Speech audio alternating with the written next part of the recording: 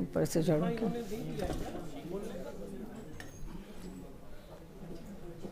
यहाँ पे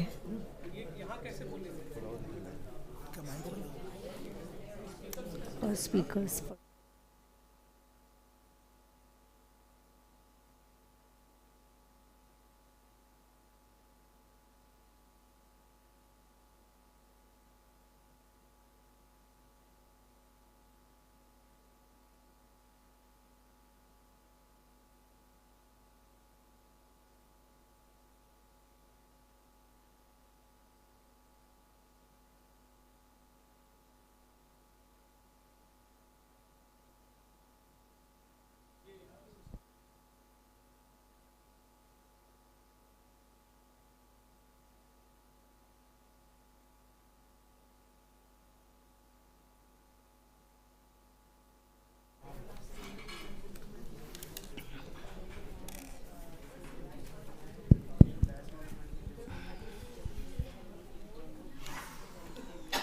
Namaskar.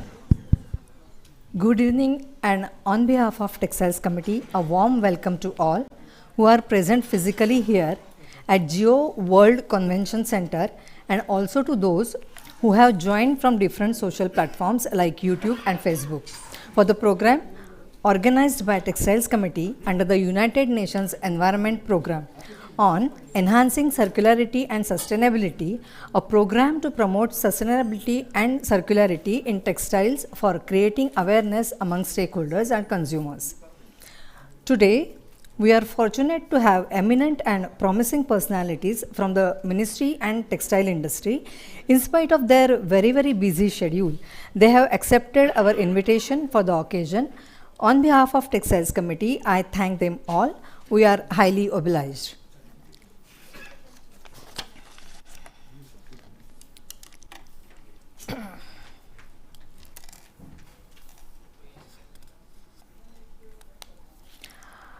Textiles Committee welcomes our special guest, Honorable Minister of Textiles, Higher and Technical Education, Parliamentary Affairs and State Board Defence, Government of Maharashtra, Shri Chandrakant Patil.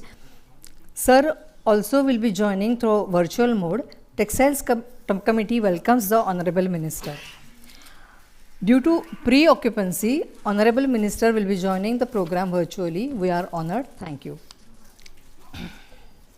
Today, we are honored to have the eminent speakers and distinguished guests with us. It is a moment of extreme pleasure to welcome our eminent speakers. May I request Srimati Ruparashi, Textile Commissioner and Vice Chairperson, Textiles Committee, to come on dais.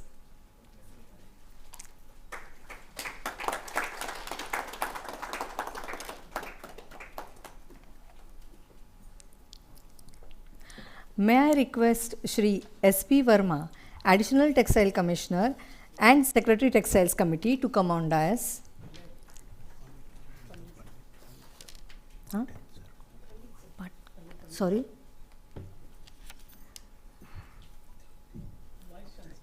Huh. May I request Admin Pandit? Yeah, sure. Let us not be so. No formal. May I request Professor Aniruddha B. Pandit, Vice Chancellor, Institute of Chemical Technology, ICT, Mumbai, to come on dais. Welcome, sir. May I request S.P. Verma, sir, Additional Textile Commissioner and Secretary Textiles Committee, to come on dais.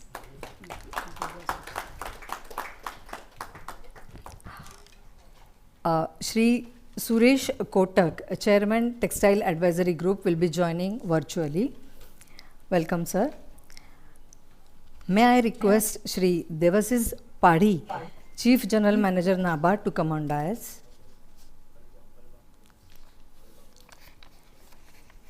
May I request Shri P.K. Agarwal, Advisor, CCI, to come on dais.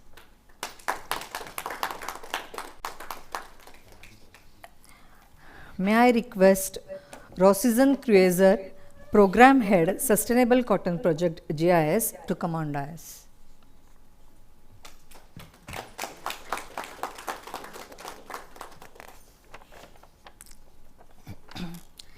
Now, may I request Shri S.P. Verma, Secretary Textiles Committee, to deliver welcome address and context settings.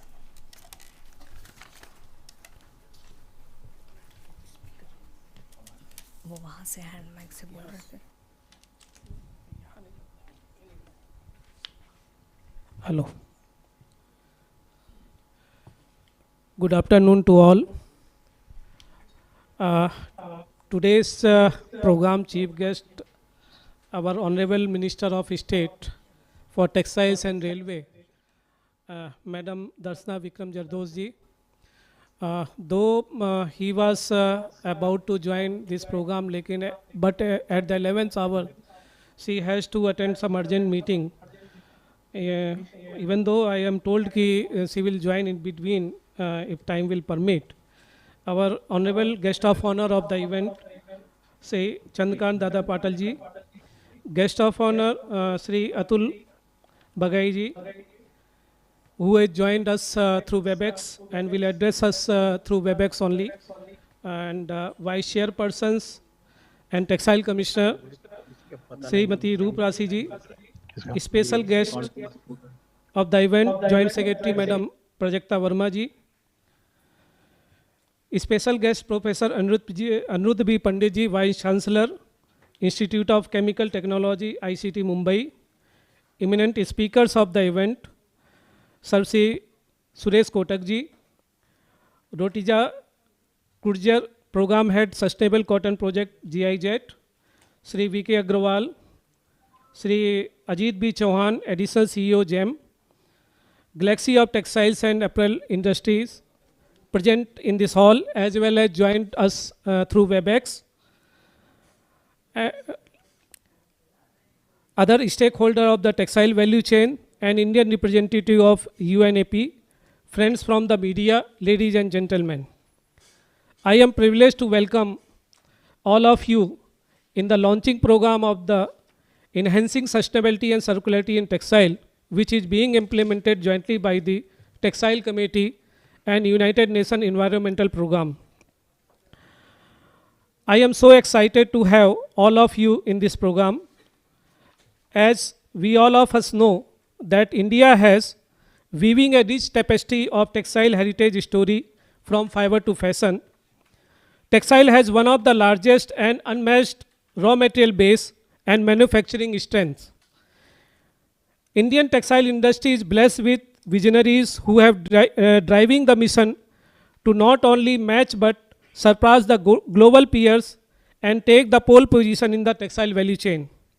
This is the only industry through which we can able to achieve the vision of our Honorable Prime Minister of 5 trillion economy in coming future. However, at the same time, enhancing sustainability and circularity in the textile is need of our, as well as we are aware that the world's biggest fashion brands increasingly committing to achieve net zero waste fashion target, which will be witnessing an upward momentum for sustainability and circularity in the international fashion arena.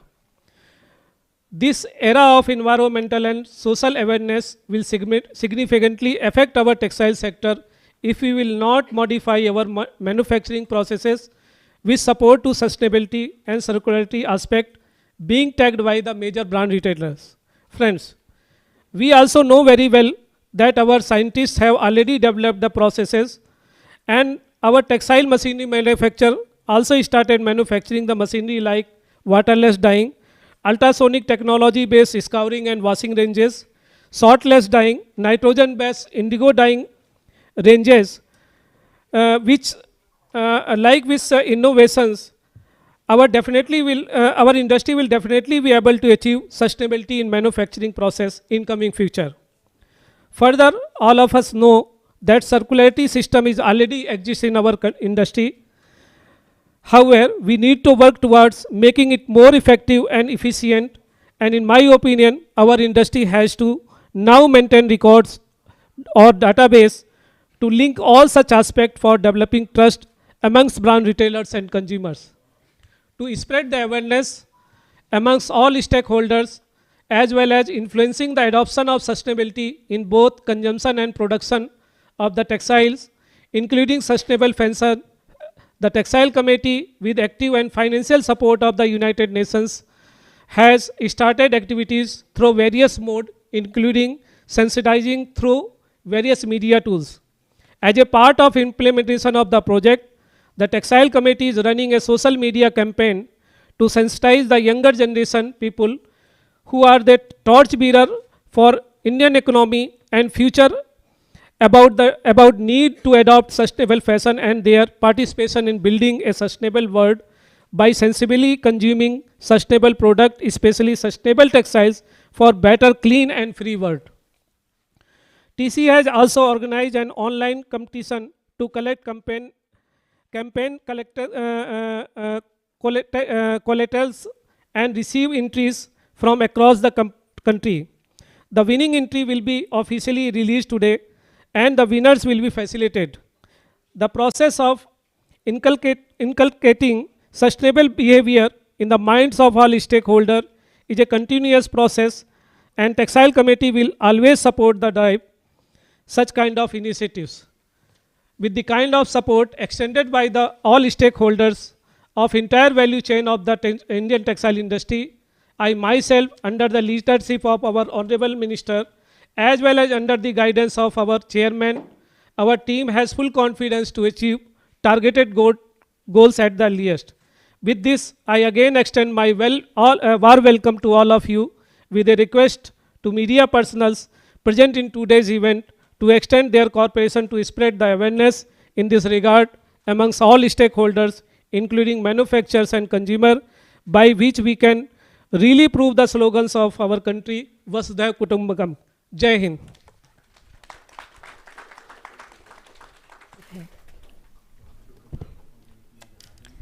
Thank you, sir. Now I request all the dignitaries on the dais to come together for Deepa Prajwalan.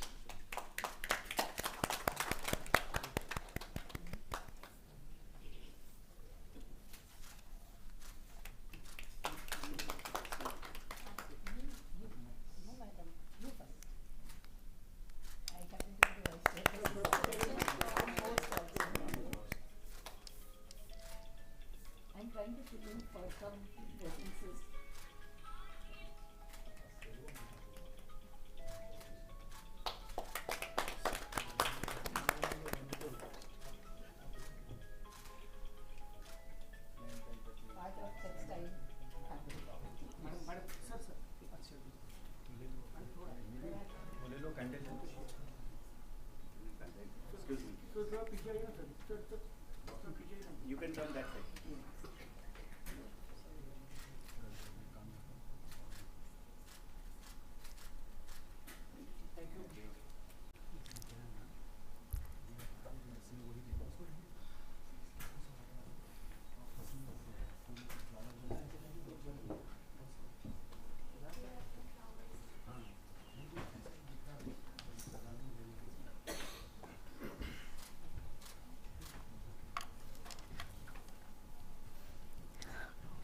We are privileged to have the presence and guidance of so many dignitaries.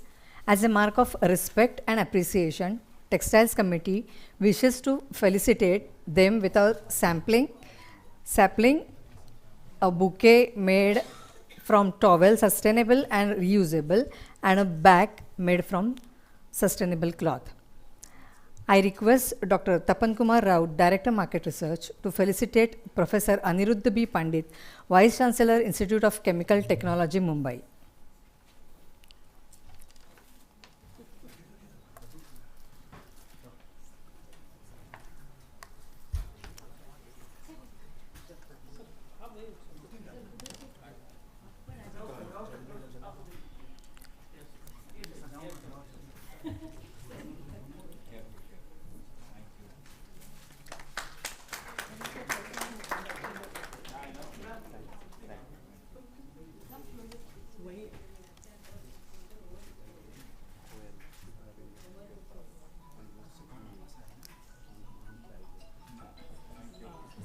ये couple साथ ही वही खड़े हो।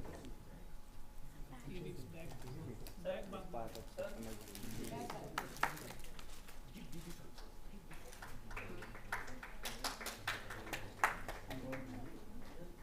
अपन third से अपन ma'am ये reusable cloth से बनवाया है।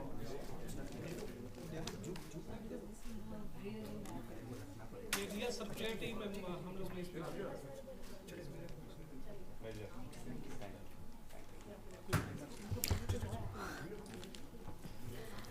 Now I request Shri Kartikeya Dhanda, Director Laboratory, to felicitate Srimati Ruparashi, Textile Commissioner and Vice Chairpersons, Textiles Committee.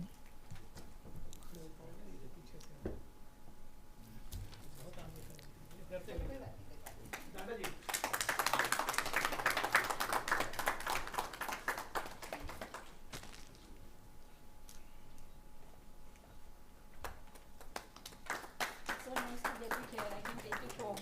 In Delhi, when they give, I give to my friends. Thanks. I want everybody to patronize these kind of products as business ideas.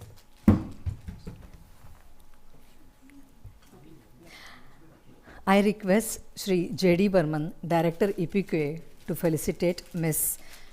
Rosijan Krueger, Program Head, Sustainable Cotton Project, GIZ.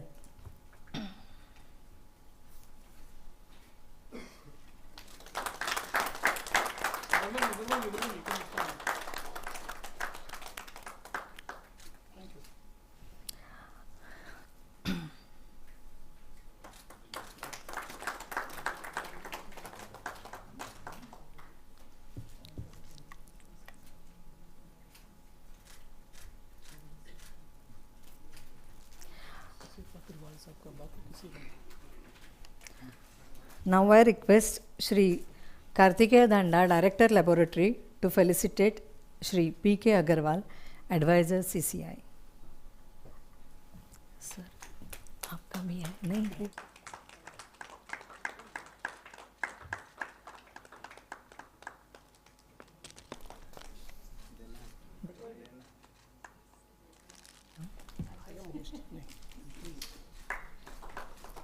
देना है, okay. Now I request Shri Y.V. Rao, Market Research Officer, to felicitate Shri S.P. Verma, Secretary, Textiles Committee.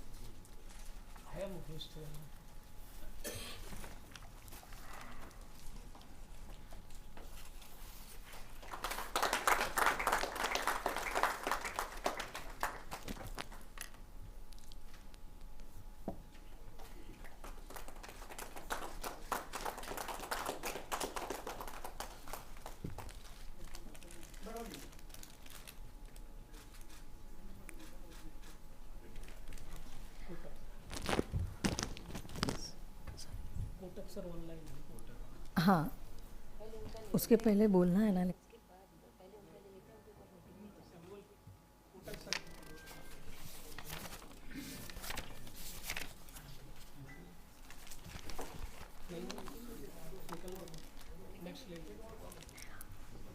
Shri Suresh Kotak, Chairman, Textile Advisory Group, is joining virtually. Shri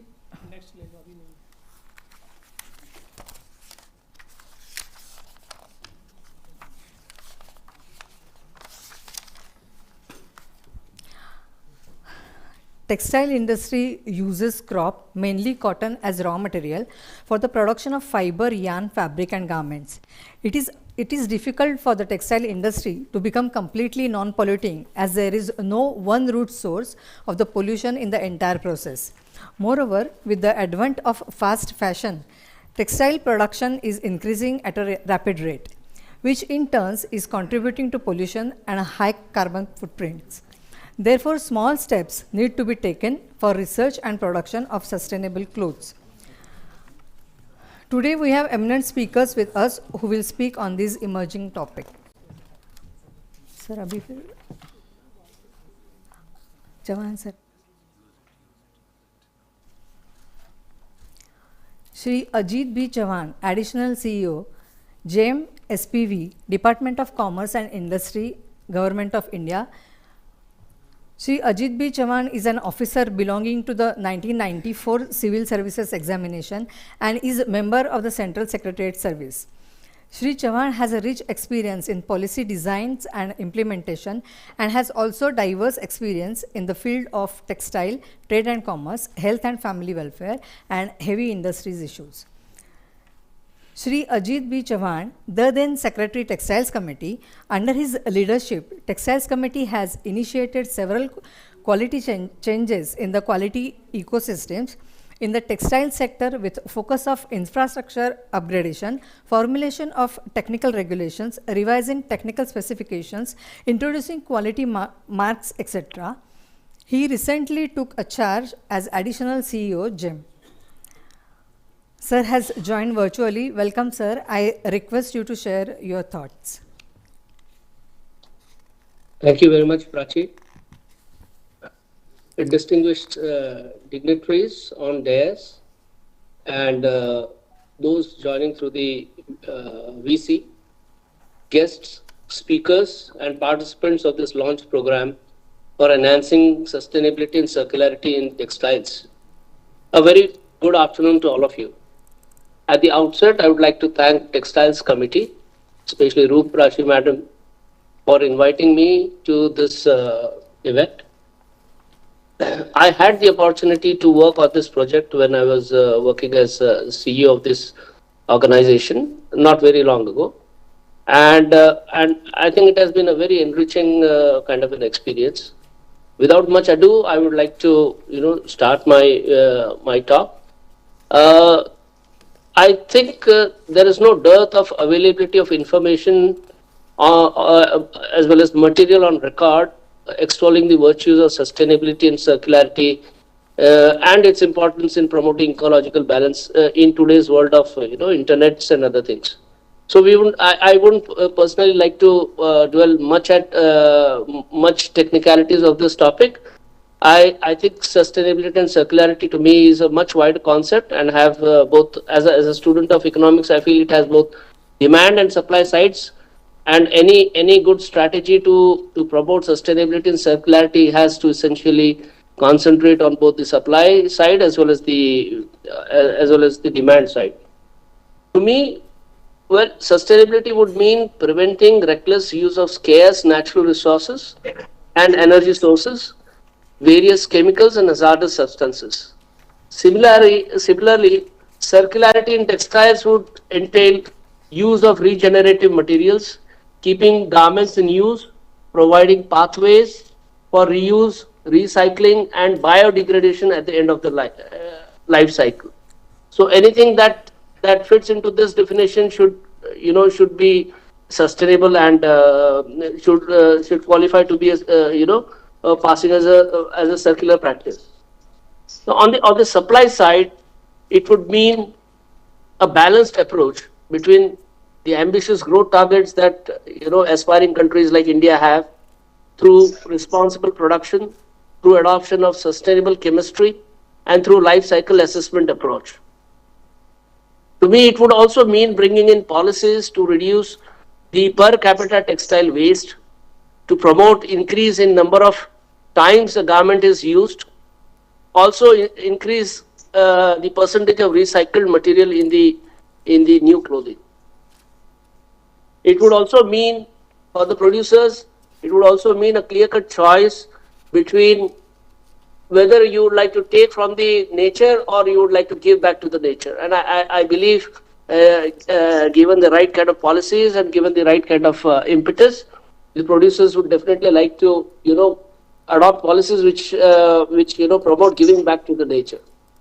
Similarly, on the demand side, it entails, however rudimentary it might sound, but it entails adoption of the 3 R's of sustainability, which is reduce, recycle, reuse. Much has been said about this, but I feel as a practitioner and as a civil servant, I feel if we are able to promote this 3 R's effectively amongst the growing population of the country, I think our job will be greatly achieved in promoting sustainability and circularity in the broad spectrum. So this could be adopted through consumer advocacy, and the present program that UNEP had launched in association with TC is precisely addressing this consumer advocacy through dissemination of collaterals, especially with focus on the youth and the Generation Y or millennials of the country. So, as part of this program, I'm sure a lot of good material has been prepared, which needs to be reached out to, all the youth and other stakeholders of the country. And I would also like to say that circularity is not something, sustainability and circularity is not something very new to us. It may be coming as a new package, but it has been ingrained in our lifestyles, in our experiences. For all of us who have seen the multiple uses of clothing in our own houses would vouch for that. So apart from renewed focus on optimizing, making best use of sustainability and circularity, we also need to believe in ourselves and reintroduce our old ways of life insofar as use of textiles is concerned. As part of the project, we had done a lot of good experiments. One of them, which I would like to mention, is that we had a donation camp where across the country, in our own offices, we had urged voluntarily all of our employees to come and donate good quality unused clothings, unused in the sense clothings which they are not currently using, so that those could be made available to the lesser privileged people in the society. And I'm very happy to note that we had a very good experiment, and I think this is an experiment which could very effectively be implemented across the country through proper adoption, proper encouragement to the societies and other government offices. We have a long way to go, and this is only a small beginning. I'm very happy that Textiles Committee and UNEP has taken the decision to work on this project. We would also, I would also urge to the new Secretary Textiles Committee to take this forward and also discuss this with other international organizations. We have had some discussion earlier with UNIDO, where they were willing to work with us on sustainable chemistry, which is a very important topic insofar as the managing supply side of the sustainability and circularity spectrum is concerned. So with these few words, I would like to thank Textiles Committee and UNEP for and all the participants for investing their important time on this important topic. Thank you once again. Thank you very much. Thank you so much, sir, for sharing your thoughts. Now I request Ms. Rosijan Krueger, Program Head, Sustainable Cotton Project, GIS, to guide us. कभी इनका होने के बाद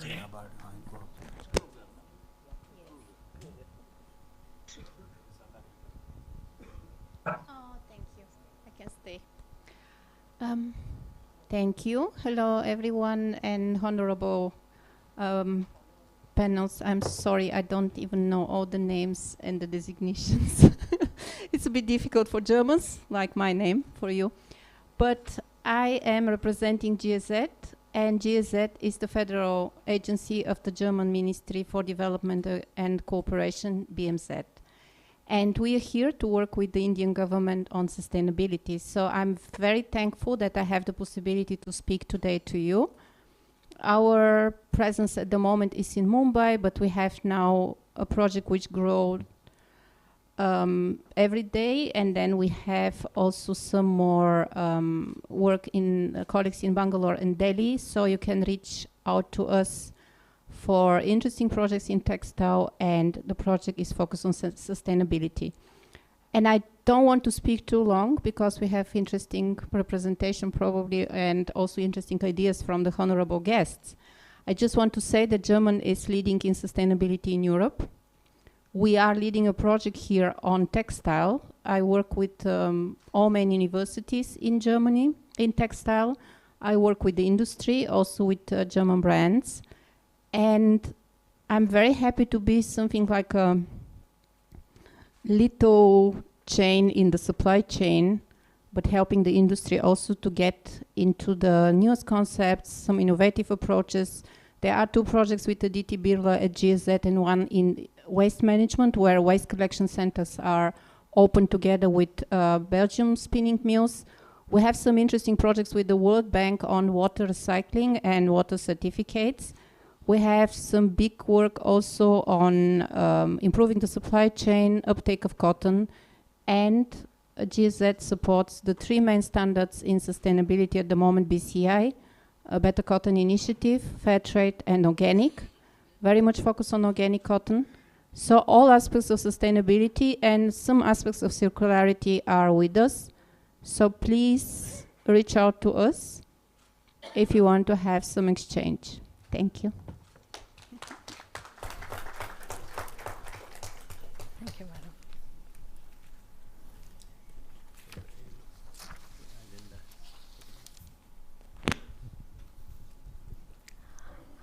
I request Shri Devashish Padi, Chief General Manager, NABARD, to come on the dais.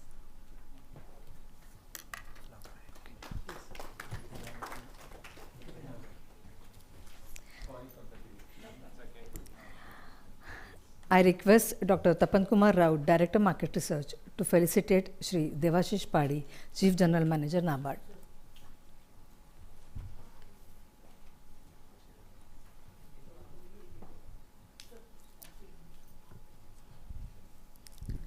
Sir, abhi kiska?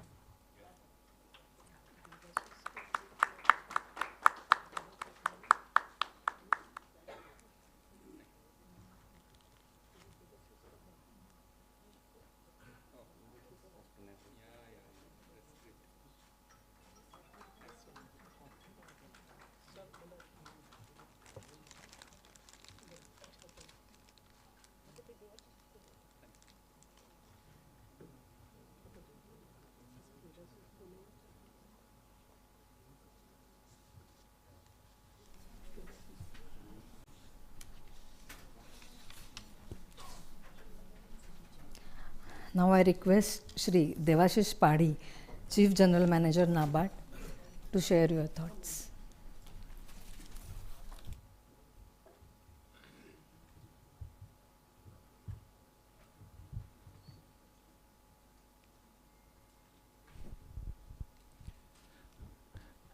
Respected distinguished dignitaries on the dais, and all the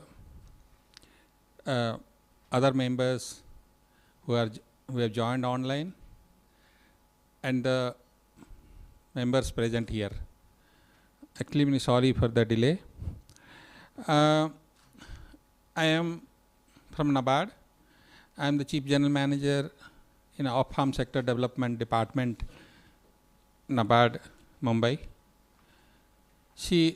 Many of you who know NABARD, you may be knowing that it is the National Bank for Agriculture and Rural Development. Basically, some people think that NABARD only talks about rural development, but rural development is also not complete if you don't take care of our weavers, the artisans, and all the other sectors. And any developing country which is aiming to be a developed country, or maybe $5 trillion economy or $10 trillion economy, we can't develop unless the other sectors also keep pace in the development of along with agriculture.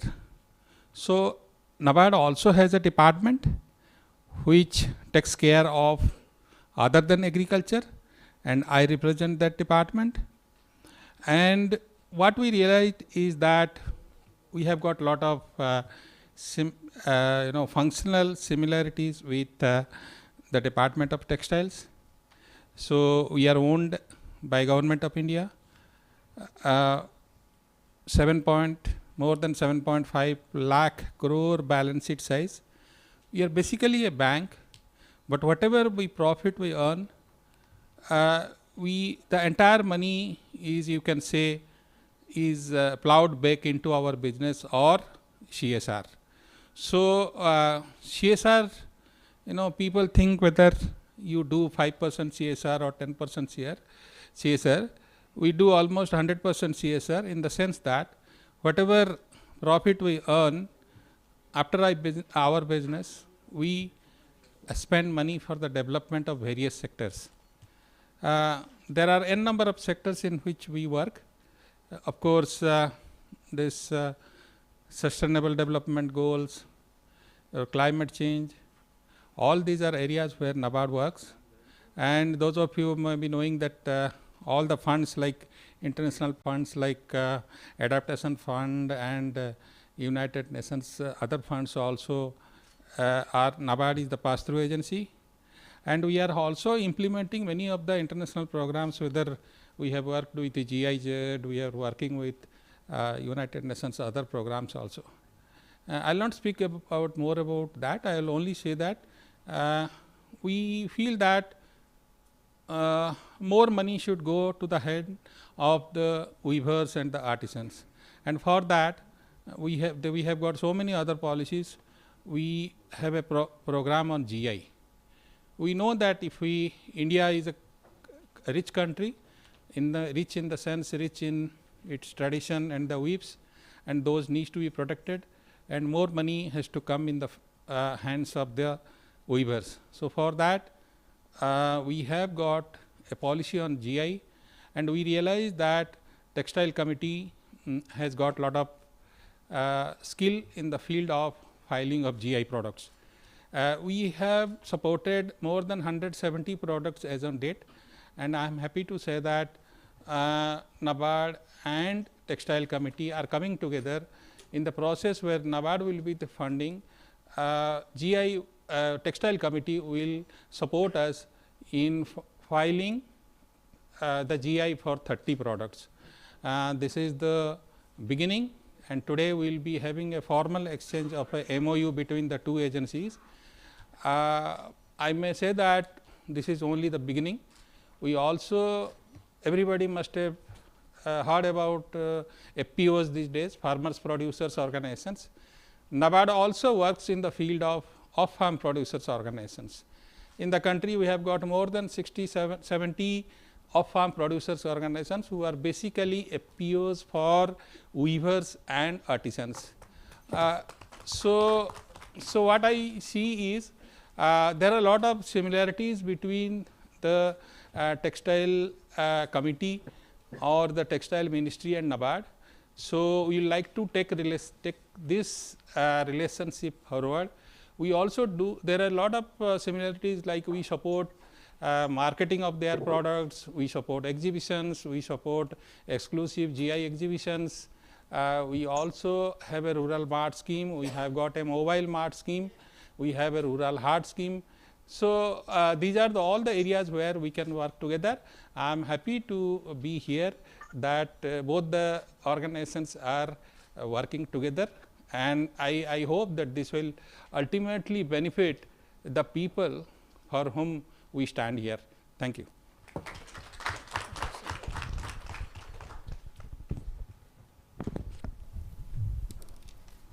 Thank you, sir.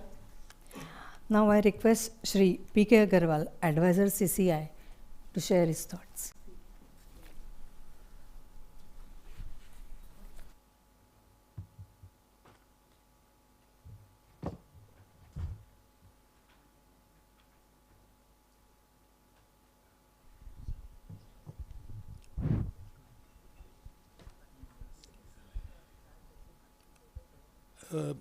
Madam Ruprashi, respected Textile Commissioner, dignitaries on the dais, ladies and gentlemen present in this hall, and those who are virtually connected.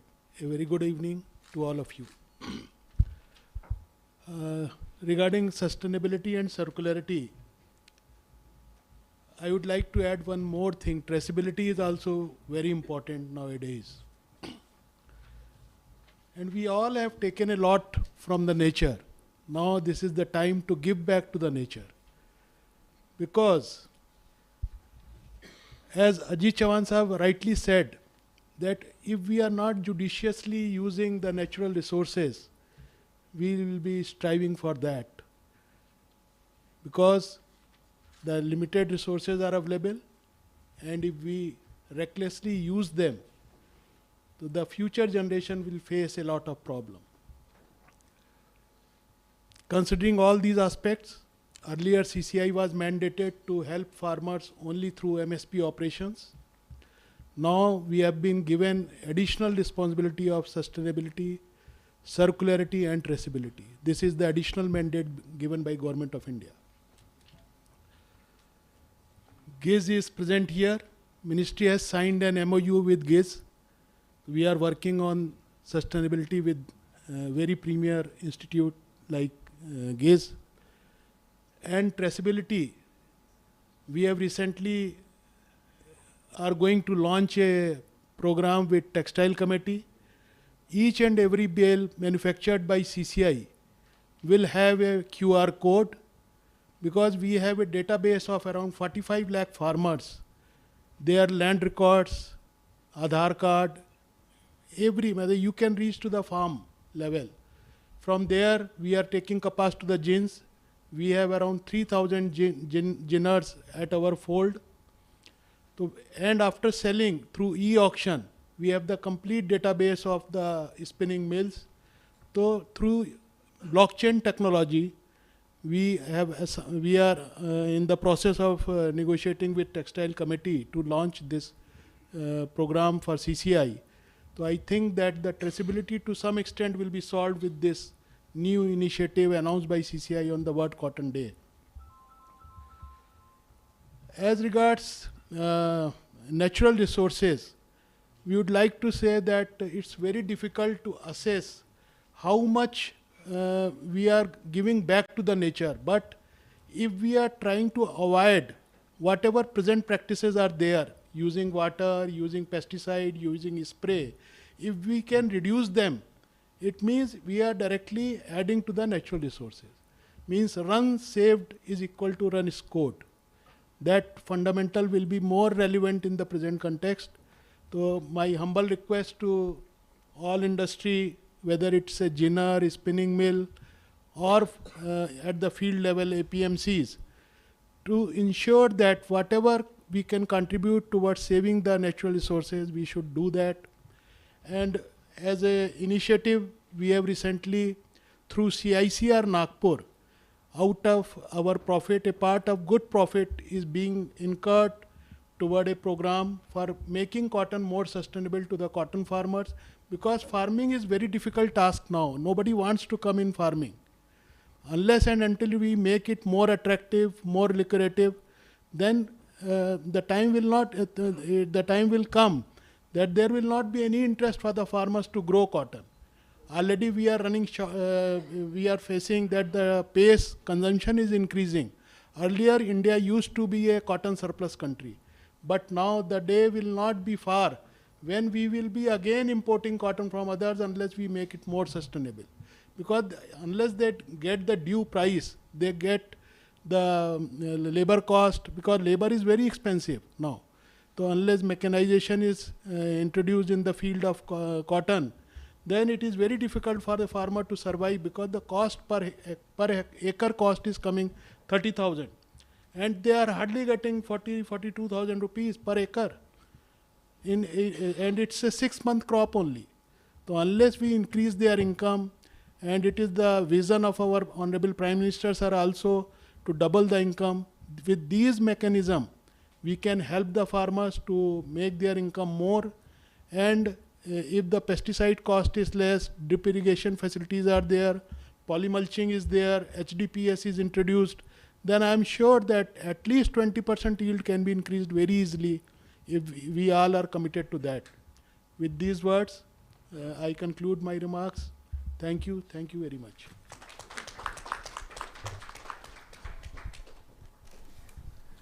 Thank you, sir. Shri Atul Bagai, Head UNEP. Shri Atul Bagai is the country head for United Nations Environment Programs UNEP India office. UNEP is UN's leading global environmental body that sets the global environmental agenda. After UNEP established its footprint in India in 2016, Shri Bagai has decisively led from the front to fulfill its mandate across climate changes. Previously, as a career diplomat, Shri Bagai rose to be the Director Ozone in MOEFCC, Government of India. He worked on various senior positions in the state of Uttar Pradesh and in central government. I welcome Bagai sir and I request to share his ideas.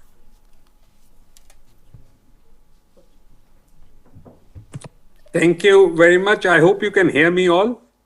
My apologies that I am joining online and I'm not being able to be there physically with you, but I would like to thank the Textiles Committee and the Ministry of Textiles for inviting UNEP for this very, very significant event that is being organized today. You're all subject matter specialists who are aware of the impact that the textile sector has on climate change and on environment. So I will not get into more details of those, but I would like to just set a context for why we are having this event today.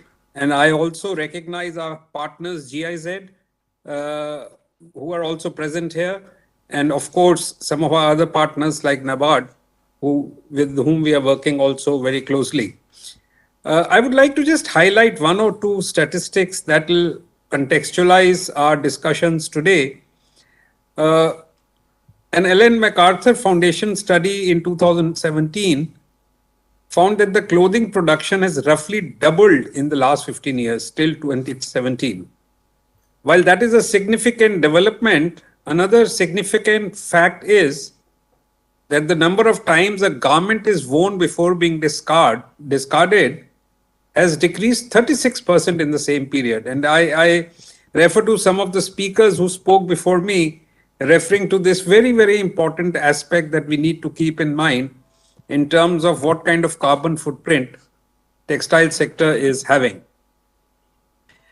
I would like to highlight that while the water or the land and fossil fuel consumption is a very important factor that we all need to look at in terms of significant climate impact, another very disturbing factor that is coming on the horizon is the kind of major impact textiles have on microplastics.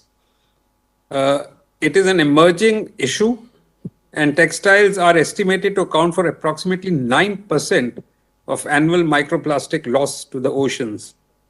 Recent studies have not only shown that marine animals ingest microplastics, it has also now been found in traces of blood in human beings also.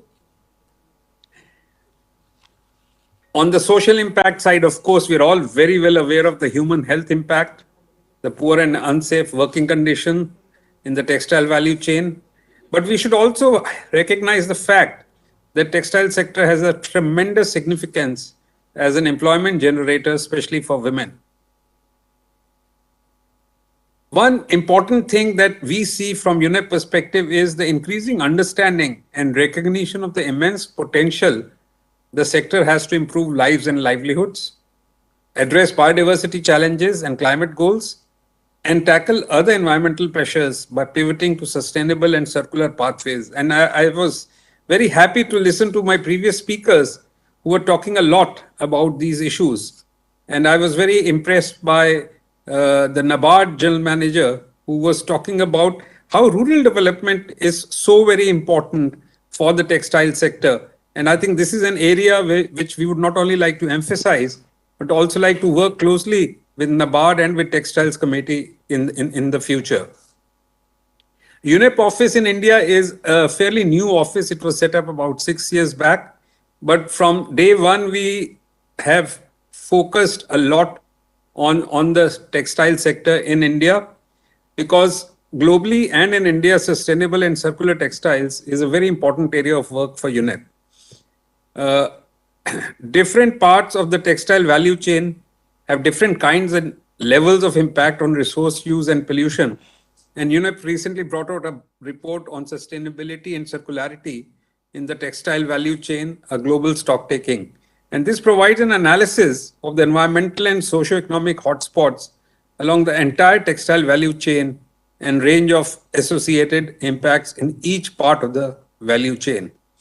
I'm very happy to also say that based on this report, we've been working very, very closely with Ministry of Textiles, with the NIFT, and now with the Textiles Committee on a variety of value chain issues which would impact or which will help us understand the situation on the ground, but also try to bring in the change that we all are looking for in the textiles sector. And I'm very, very happy and appreciative of the fact that the Textiles Ministry has come out in a very forward-looking approach to look at textile sectors from a sustainability angle. And I must also say that Textiles Ministry in India is probably the very few ministries of textiles in the developing world where now a sustainability approach has been taken as at an institutional level. Sustainability is being looked upon by each and every unit of the Ministry of Textiles, and under the leadership and stewardship of Prajakta, the Joint Secretary, who's really brought sustainability to the center stage as far as the Ministry of Textiles is concerned. And I'm very happy the Textiles Committee is taking forward this sustainability effort forward. I'll just briefly, before I close, like to mention some of the small areas of work that we are doing with the Ministry of Textiles to give a broader perspective of the kind of work that could lead to bringing sustainability into the textile sector.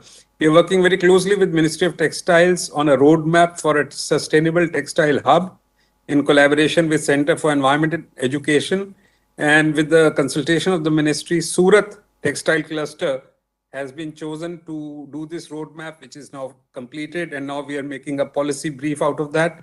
And the idea is that the 6 clusters in India could take encouragement from that roadmap. I'm very happy to announce this, and I'm really very encouraged and proud of the work that we've been doing with NIFT. And I see Varsha ji also present here today, who's really taken a big lead in not only starting a general elective course, but also launching a 1-year diploma program for students on fashion innovation and sustainable design for circularity. We've already organized 2 MDPs with them for industry professionals. Another work that we're doing is a study on social and environmental sustainability in Indian handloom traditions in collaboration with CE and Ministry of Textiles. And we are studying almost 100 handloom traditions to see what are the inherent sustainable elements in this. And we are subsequently going to set up an exhibition on sustainability in the National Crafts Museum. I also would like to appreciate the efforts that the industry is taking in this regard in India. And we're working very closely with RISE on organizing a sustainable day during the Lakme Fashion Week, and also of organizing a circular design challenge for young designers for the last 5 years, which has become highly successful. I would like to conclude off the amazing work that has been done with Textiles Committee on the communications and awareness, and I'm very thankful to the chairman and to the whole board of Textile Committee for coming forward to take up this challenge, because ultimately awareness of these issues is so very important, and we look forward to working very closely with Textiles Committee to take these awareness efforts forward in the coming years. I'll conclude by making a vision of what the textile industry should do in the next 10, 15 or 20 years and set themselves targets which will help the textile industry lower their carbon footprint. The three targets I would like to put forward are the 100% circularity in textile industry, reaching net zero emissions by 2050, and eliminating waste from the textile value chain. These are three very important areas of work. If we all can support each other to achieve this, I'm sure Indian textile sector would be able to contribute a lot to the overall goal of NDCs that the country has set for itself. My thanks again to Textiles Committee and to the organizers for inviting me and UNEP for this very, very eventful day and a remarkable program that you've organized. Thank you very much. Thank you, sir. Our special guest, Professor Aniruddha B. Pandit, Vice Chancellor, Institute of Chemical Technology, Mumbai, a noble personality. The Department of Chemical Engineering has developed groundbreaking technologies which have been translated and used in the real world. The research group of Aniruddha B. Pandit, the current Vice Chancellor, developed a method for cleaning and disinfecting stagnant water bodies and industrial effluents from various industries using hydrodynamic cavitation. This method was used to clean the Rankala lake. Okay. Sir, aap.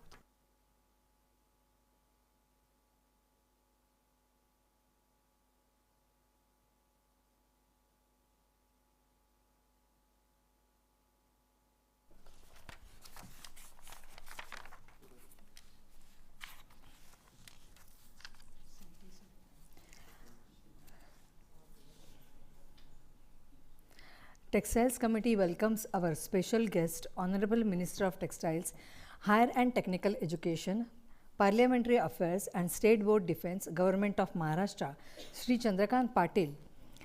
He also will be joining through virtual mode. Textiles Committee welcomes the Honorable Minister.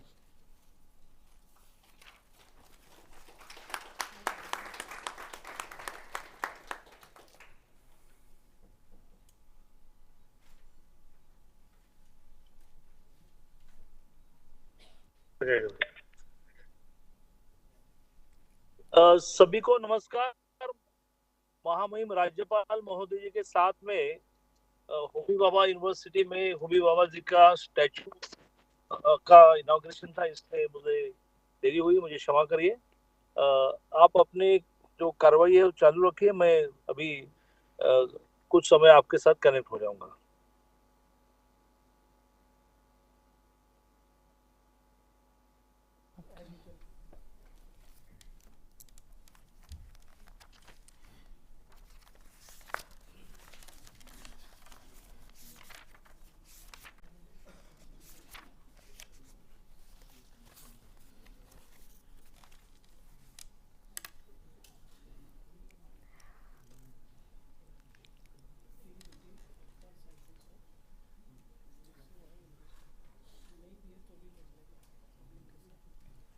I will continue.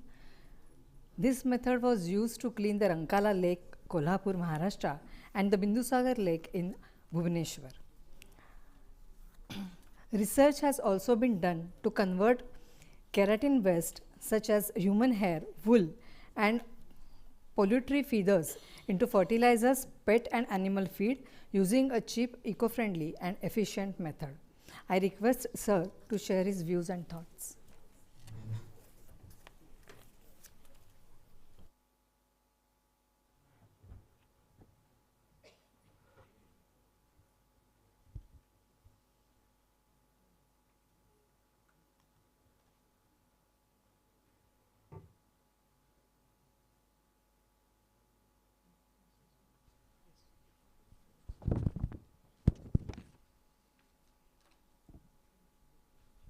Thank you.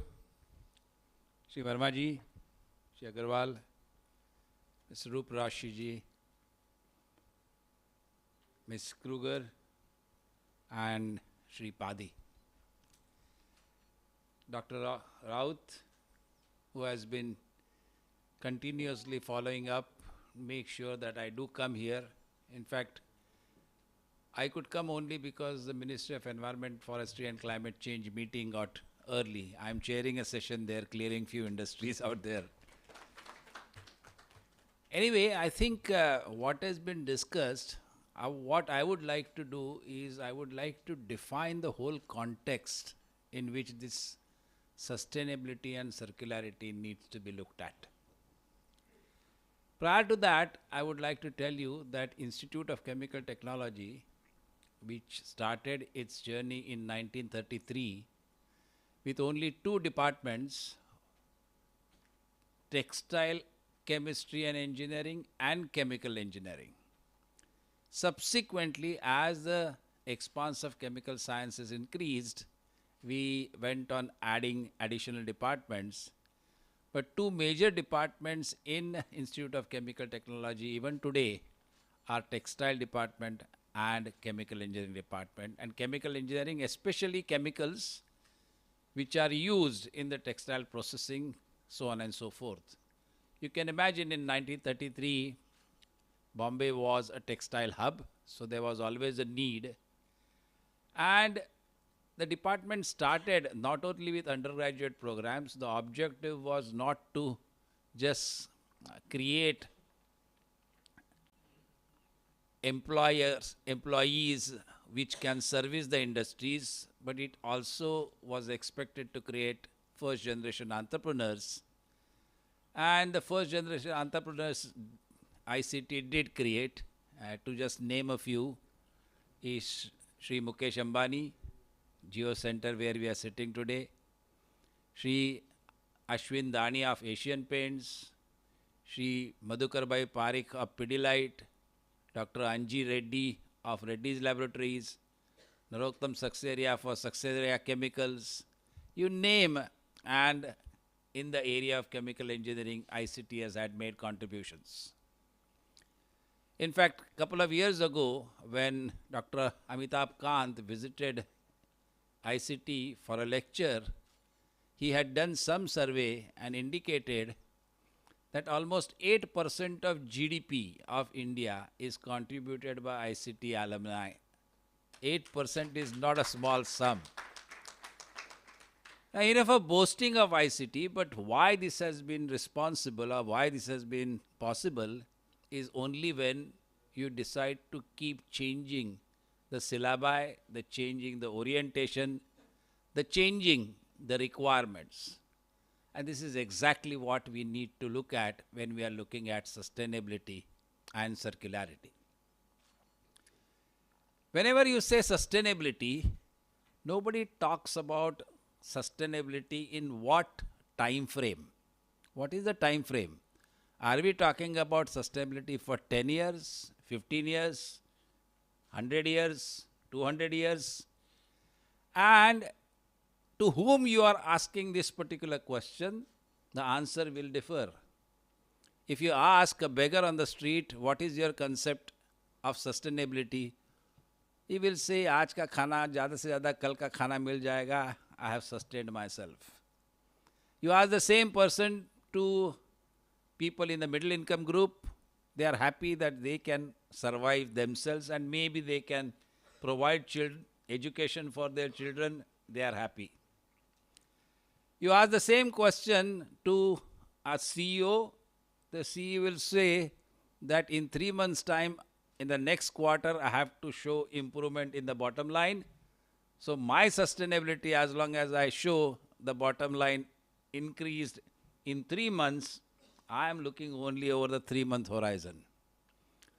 Same thing you can ask about politicians. They will say that, well, till the next election comes, I have to sustain myself. Whereas we engineers, technologists, and practitioners need to go significantly beyond that. We need to think in terms of life of a nation and beyond that, life of our planet. The way things are happening, the way we are consuming resources is just not sustainable. You can consider a planet like a living entity, and those who have had a background, some background of biology, would understand a typical of S-shaped curved. A lag phase, slow growth, followed by an exponential phase, followed by a stationary phase, and then a decay. Since planet is consisting of multiple living systems, the whole presence of planet itself can also be considered as a living system, and it has to follow the same S curve. Currently, we are in the exponential growth form, and unless we do not curtail our resource consumption, we are definitely going to reach the stationary phase much earlier, and the moment we reach stationary phase, subsequent decay is guaranteed. What we are doing today is we are exploiting resources, and resources, the entire origin of resources is only sun. Whatever you do, whether you use any resources, whether it is rain, whether it is soil, whether it is biomass, whether it is fish, everything originates from sun in different forms.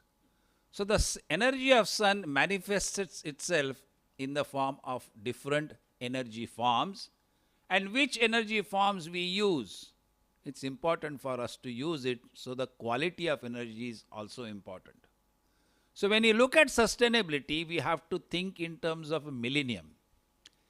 If we use resources the way we are using resources today, where we are borrowing from the resources which would have been made available for our future generations, where this future generation which is not born yet cannot say anything, does not have any say. Now, if you continue to do that, future generations will definitely call us Philistines, and there is no difference between we grown-up individuals or learned individuals as compared to our ancestors. What is required is for us to understand what is needed. There needs a paradigm shift in the entire processing standards of textiles. These processing standards or processing methods needs to be looked at from the parameters which are not necessarily based only on economic efficiencies, but they are based on thermodynamic efficiencies. What is the transformation which is being carried out? What is the limit of that particular transformation? Thermodynamics tells me that I cannot cross the limit. If I am trying to bring in more and more products, where essentially what I am doing is I am bringing order from disordered systems. I am using resources which are in a very disordered state and bringing those resources, processing on those resources, and making a product out of which is in a very ordered fashion. Now, second law of thermodynamics tells me that if I am bringing in order into one system, disorder somewhere else has to increase. Now, where this disorder increases? This disorder increases in the surroundings, in the environment. And it manifests itself and shows its descent in the form of essentially the disasters which we see. The floods, the cyclones, basically all the natural disasters which are occurring and the frequency with which these natural disasters are occurring are increasing by day. And that is nature's way of telling us that you are increasing disorder in me, which I am not able to sustain. As long as nature is capable of sustaining the changes which are brought about, it is fine. You look, and this has started happening when we started blindly adopting Western culture. Look at our Indian culture. Indian culture always tells me that nothing goes to waste. Nothing is wasted. You take milk, you drink milk, you make curd, you make shrikhand, you make essentially ghee. Even in ghee, whatever material which is left after you boil butter and make ghee, the berry is also used. You put some good in it and then make a laddu out of it. Nothing goes waste. And the moment you move away from our own culture, you are moving away from nature. And the more you move away from nature, more unsustainable you become. It is necessary for you to remember. I will give you a couple of examples and then I'll stop. Before 1992, when the economy opened up, our overshoot day, now there is a concept which is called as Earth Overshoot Day. What does it mean? Similar to Earth Overshoot Day, we have a country overshoot day. A country covers a certain landmass, a certain area, on which a certain quantity of solar energy is incident. Only a fraction of that solar energy, typically only 1 in 1,000 or 1 in 10,000 fraction of energy is actually utilized, though the energy which is actually radiant is significantly higher. Now, when only that much quantity of energy is utilized, and that quantity of energy is utilized for your progress, and the rate at which you utilize that energy is significantly higher than that, then you are borrowing from next year. Overshoot day means day on which you have consumed the resources which were incident on earth for 1 year. Before 1992, our overshoot day of India was in the range of about 27, 28th of December. So we were living very, very sustainably. Even when we opened up our economy and reached a growth rate, GDP growth rate of 8%, 9%, 10%, today our overshoot day is in August. That means 4 months of next year's energy, we are consuming it this year. And again next year, 4 months after that, so on and so forth. So you can imagine this cannot go on forever. We need to look at sustainability, and indeed efforts are being made, especially in textiles and fashion. 200 liters per kg of water requirement for cotton, as correctly pointed out by Dr. Raut. Currently, there are units which consume only 120. And there are units which have practically reached the thermodynamic limit, which is approximately 80. Similarly, for polyesters, 60 is the number of liters of water which is used per kg. You have reached already 48, and 35 is the thermodynamic limit. Now, there are multiple ways in which it can be done, but it is like a recipe. You know, you read a recipe in a recipe book, you learn something, but when an expert cook comes with you and cooks a recipe for you, you practice it. The moment you start practicing it, you are optimizing the entire process. It is necessary for people like us who are experts in understanding of the chemistry which is involved in the processing, the physics which is involved in the processing, the biology, because the enzymatic processes are becoming more and more popular because of the sustainability issues. Once they start looking into these options, I am sure we will be approaching a thermodynamic limit. Not possible to reach, but at least a continuous awareness of improvement. No process is ever improved, and no process is ever matured. All processes have a capability of improving till it reaches a thermodynamic limit. And I'm happy to say that thermodynamic limit is still far, far away, and we have all the wherewithal, expertise, and the resources which are available or necessary for us to implement this. So I am not concentrating only on textile and textile processing, but I am looking every action which you do, every anthropological activity which you get involved in, the issue of sustainability and circularity needs to be included. There needs a paradigm shift in the processing, paradigm shift in our thinking process, how we live our life. Thank you very much.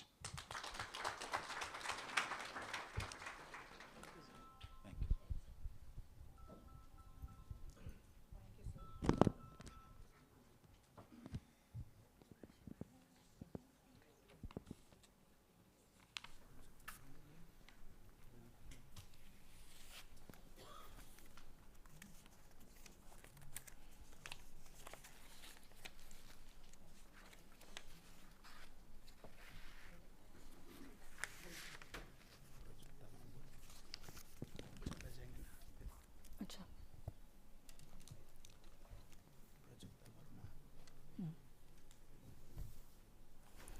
Our special guest, Srimati Prajakta L. Verma, Joint Secretary, Ministry of Textiles, Government of India. Ms. Prajakta L. Verma is an IAS officer of 2001 batch of the Maharashtra cadre, currently working as a Joint Secretary, Ministry of Textiles, Government of India. Earlier, she has served as Secretary at the Marathi Language Department, Ministry of Marathi Language, Government of Maharashtra, wherein she started international programs for the Marathi department. She became first ever woman to hold the position of Divisional Commissioner of Nagpur Division. Ms. Verma has also played an important role in the setup of Navi Mumbai Airport through her engagements in the rehabilitation process. In the Ministry of Textiles, Government of India, Ms. Verma also looks after the matters relating to sustainability in textile value chain and is also the nodal officer for capacity building. I welcome ma'am and request to share and guide us.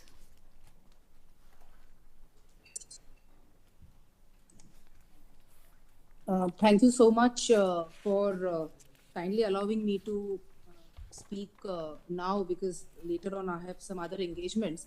So I welcome you all for this as part of the, I would say that even I am a part of the entire program, because I remember that after our interaction with UNEP, there was a discussion about this project, and UNEP had reached out to me and had mentioned that they would like to work together on this. And then we had discussed with the Textile Committee. Ajit Chavan was then the secretary, and he was more than willing to actually come together and work on the consumer advocacy part of sustainability and circularity. And this is how it all began. So I'm very happy that we could all work together. Countless meetings have taken place, a lot of interactions, thought behind this has gone. And I feel that it sounds very simple, but the import of every word was thought about, how to target the communication strategy. Everything was discussed in very minute detail. So it's a labor of love. And I think that this is the first time that Ministry of Textiles has actually ventured for a very dedicated campaign on sustainability, on sustainable fashion. This is something very close to my heart, basically because I've had some opportunities to work in consumer advocacy in campaigns regarding sanitation and cleanliness, though of course they were more targeted towards the rural communities. But it was an extremely amazing experience, which brought out the best from the rural communities to contribute wholeheartedly towards sanitation without any government budget, that too, which was very commendable. And Maharashtra has definitely done very well, primarily because of the communication strategy that we employed to get the rural communities to invest into open defecation free campaign. So picking it up from there, when Atul Bagai sir, he mentioned about this project and how we should work together, I thought it was again a wonderful opportunity for me to contribute in this area. And though of course I really could not get the time to get into the nitty-gritty, but I was following the WhatsApp traffic that was going on, and I remember a lot of back and forth regarding what should be the way we should plan this campaign was discussed. Ajit Chavan has taken a lot of lead in this. I would like to take a moment to say that the Ministry of Textiles has developed this sustainability cell, and we are making all possible attempts to make it vibrant. First of all, I think that at this August gathering, I would like to use this platform to also leave some thoughts behind. And also, if there are certain suggestions which are coming on the way for us to work on, also I would like it to be discussed. One point which I think in our meeting and interaction with UNEP came about greening of our schemes. So we are taking a closer look at all our schemes, like the PM Mitra, the production linked incentive scheme, which is coming up. And we are trying to see how we can actually layer sustainability and incentivize sustainable practices in our schemes, so that we don't have to look at it separately. The industry, whatever schematic interventions we are actually working on, we can try and see that the sustainability thought is also incorporated. That is one point which we are working on. Secondly, I just had a few thoughts on how we can actually contribute to capacity building. Samarth in the Textile Ministry is a very vibrant scheme, and it has extremely good uptake from the industry also. We are trying to, like on the lines of NIFT, which has now graduated from an elective course to a full-fledged diploma. We are also trying to see how we can actually bring in the sustainability, capacity building in, sustainability in terms of resource efficiency, cleaner production, maybe even in circularity. We're trying to see how we can actually bring about Samarth and integrate Samarth for sustainability, which would be for the first time if we do it. Of course, in textile sector, we are trying to see we can do it for level 3 and level 4, that is the supervisory grade. And we hope that something definitely comes about, not just in bringing about consumer advocacy, something that we are already started, but capacity building even regarding our own internal stakeholders. That is also an important thought behind our work that we are doing. And now, recently, we have also tied up with UNIDO to develop a roadmap for the technology interventions that we can do for cleaner production, and they will show us a roadmap for and align it to the vision of 2047. That is also another attempt we are doing. Atul Bagai sir mentioned about the pioneering work and the work which is being done in Surat, where we are trying to map the Surat cluster and trying to develop a roadmap for Surat cluster.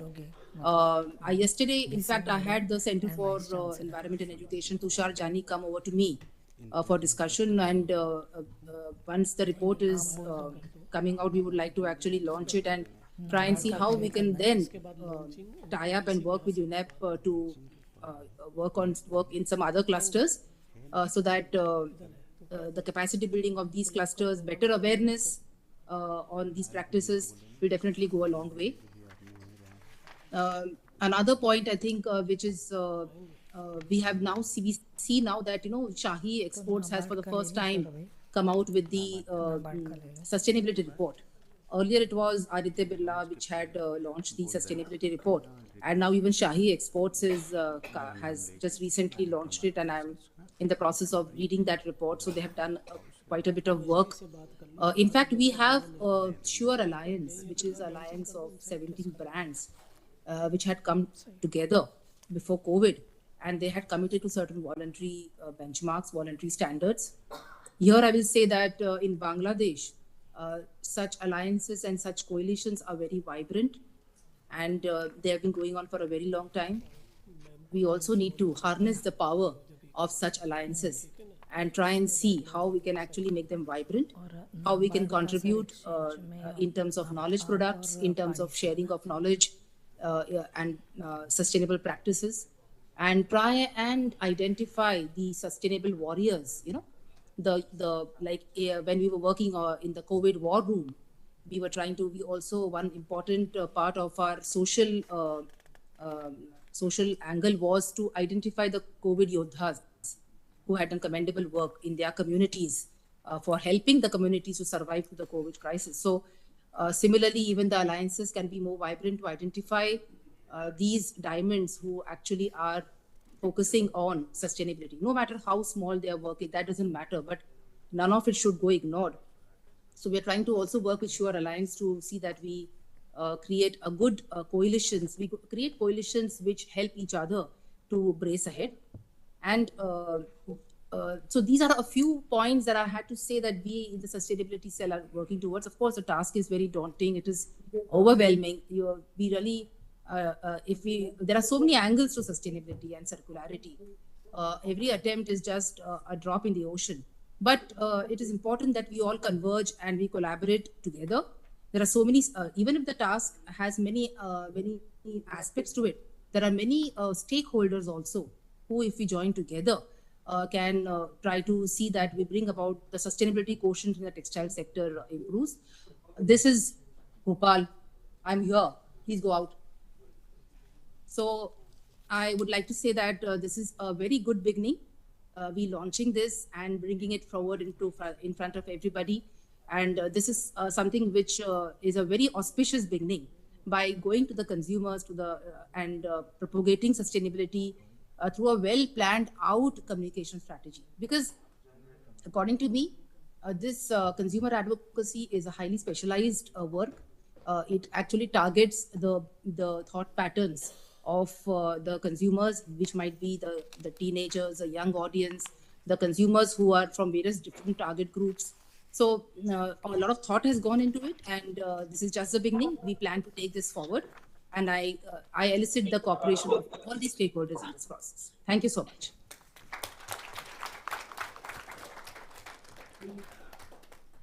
Thank you, madam. In spite of your busy schedule, you have given your valuable time. We are thankful to you.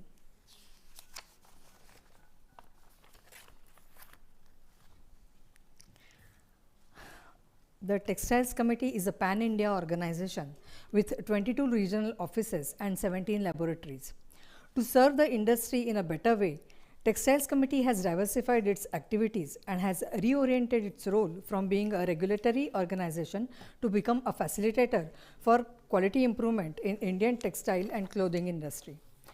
Due to its vast experience in implementing projects in the national and sectoral level, Textiles Committee is offered projects from different organizations in the private sector as well as from the agencies of central and state governments. The implementation of these projects is highly appreciated by the sponsored agencies and also by the policymakers.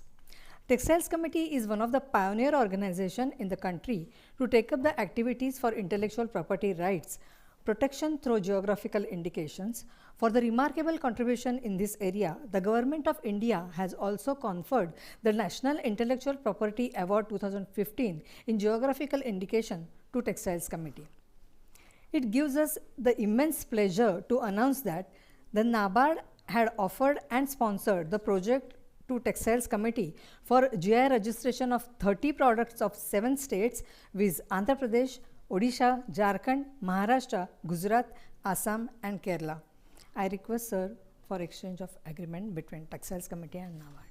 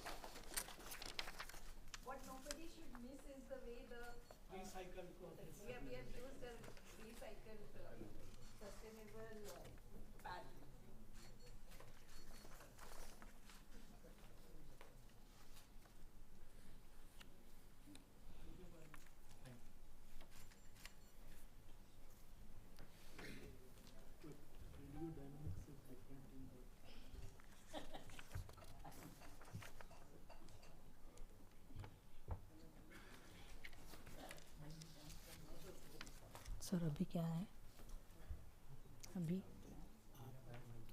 क्या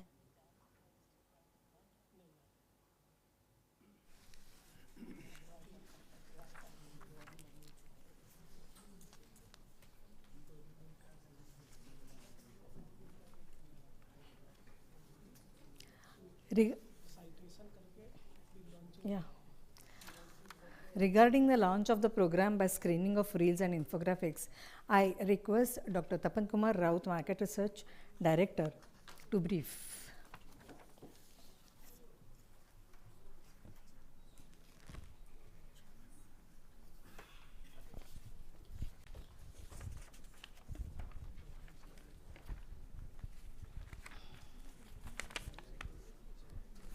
Honorable dignitaries on the dais, delegates of the dais, I would like to brief you about the initiatives that Textile Committee has taken under this project, under this collaborative project of UNEP and Textiles Committee, before we move to the second phase of releasing the outcomes of this project.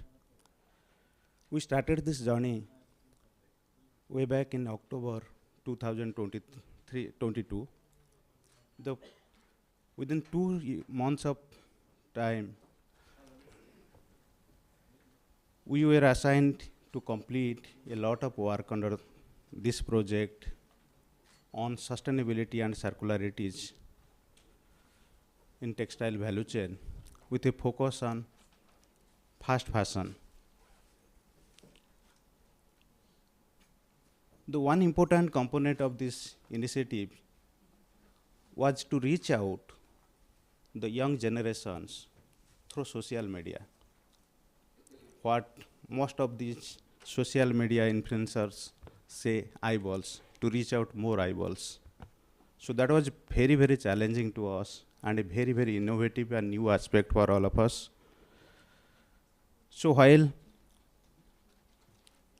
implementing these aspects and trying to glance through various ways and means to reach out the most of the eyeballs of the country or maybe all of the world, we thought, why not we reach out these young generations who could work with us and come out with innovative means for making it happen. Keeping these aspects in mind, we organized a competition among the students of the institutions like NIFT, NIAD, and various fashion and design related institutions of the country. The prize, we kept a very small prize in form of cash award and certificate. Since Textile Committee is a Government of India organization, and of course, this project is related to UNEP, a United Nations organization, we got a very excellent response from the students of NIFT and NID and other institutions. I'm happy to share with all of you that we received the entries from almost all NIFTs of the countries. So that is very important.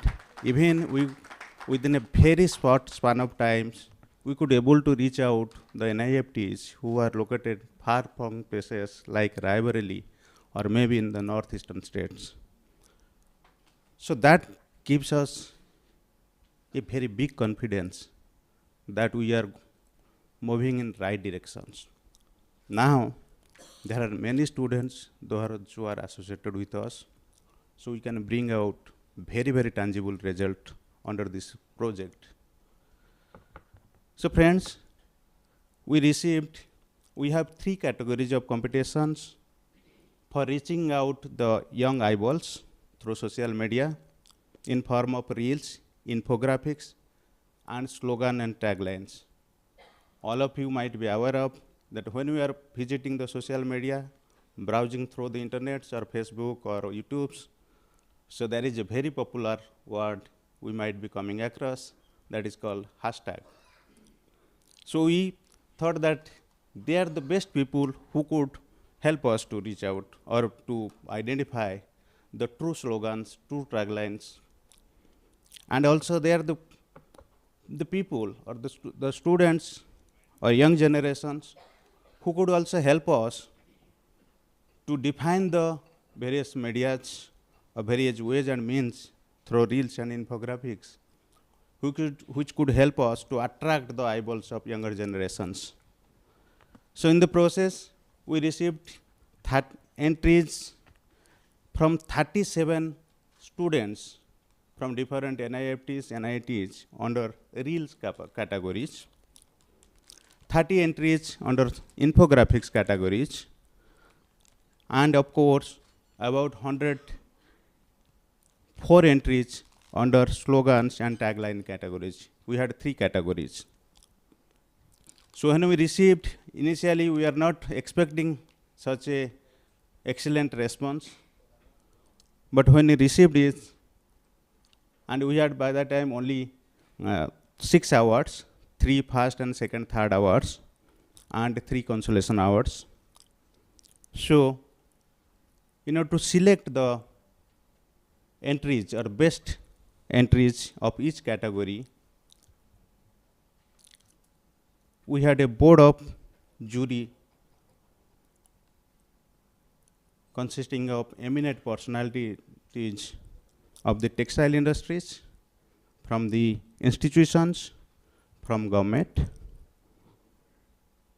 Ma'am Ruprasi Madam, Textile Commissioner of India, and Vice Chairperson Textile Committee was leading that board of jury. Among the other personalities, Ms. Divya Datta, Senior Economist from UNEP, Sri Sunil Sethi, Chairman FDCI and famous designer, and who is very closely associated with fashion industries, Dr. Vandana Narang, very known face among the NIFTs in the fashion worlds, Dean NIFT, Sri Jasprit Chandok, Head Lifestyle Business, Rise World Wide Limited. It is a Reliance Industries entity, who is in fact part of the Lakme Fashion Week. Sri Rahul Mehta, President CMI. I think everybody from the textile fraternities knows Mr. Rahul Mehta.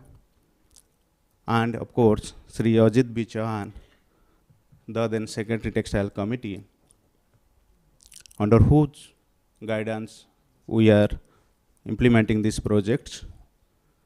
So at the end of the day, after a rigorous examination, evaluation, debate, deliberations, and discussions, the board of jury selected 6 entries from each categories, 6 categories, 6 from reels, 6 from infographics, 6 from slogans and taglines. So now, since we are launching the program, so we have also privileged to award these excellent students of different institutions of the country and to felicitate him for their work. So we thought that when we are launching the program, we should also invite them so that they can feel and they can be a part of this initiative. They can be a part of this, the textile value chain families, and I am sure that in future they will be part of this value chain. And so keeping these aspects in mind, now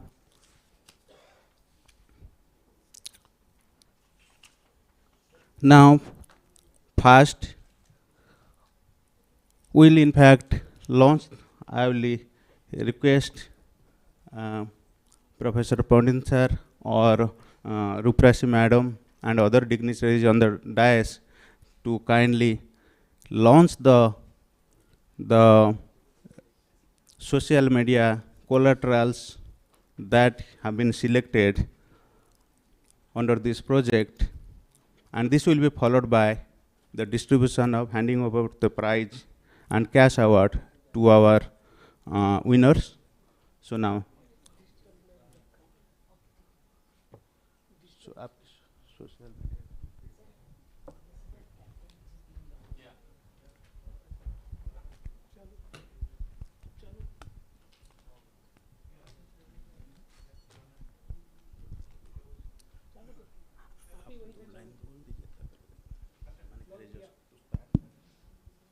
Thank you.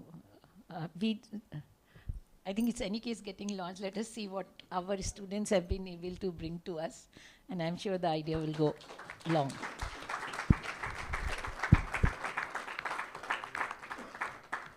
Yes, I can try to tell one thing here with the enthusiasm with which Madam patronized us. Unfortunately, today there was some sudden meeting.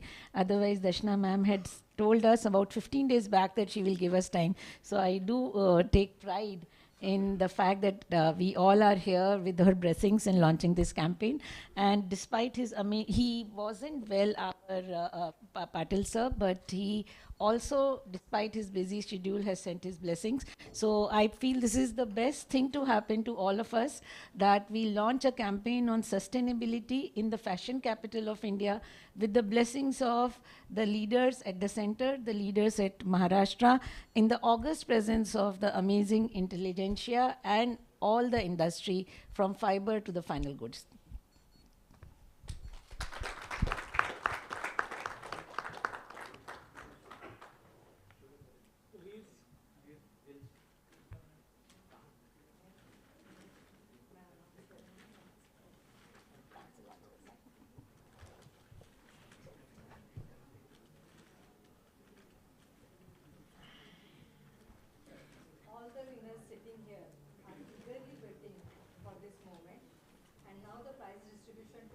Of the competition on sustainability developing campaign collaterals. Sir, may I request Srimati Ruprashi Madam to hand over the checks and certificate of excellence to the winners. Now I announce the winners of the reel. Please put your hands together to congratulate all the winners as they come on the dais, and you can see the reel on the screen. No. Yeah, okay. Sir, please. Sir, Ma'am, if you all can come here. Niche? That should be ideal, yes. Ma'am, I'm from media now. No, sure, I'm not doing it. I'm just saying we don't know how to get the best setting. You are the best one to Thank do you. that. Thank you. It was not a sarcastic comment. It was that you are all intellectuals on the policy side. You know better.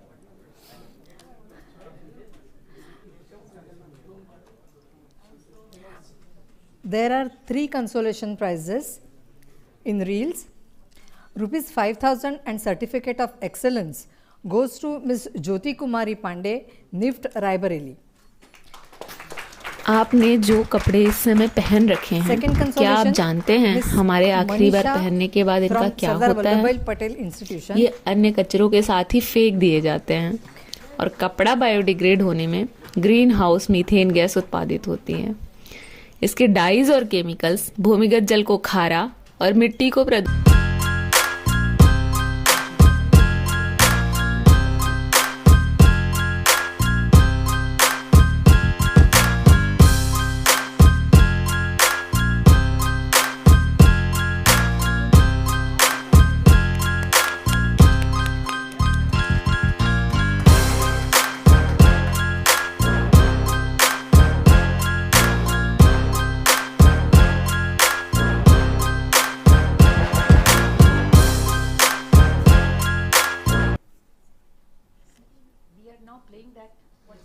Yeah. We are playing her. Yeah. Okay. That's a nice sentence. Second consolation, rupees 5,000 and certificate of excellence, Ms. Manisha S. from Sardar Vallabhbhai Patel Institute.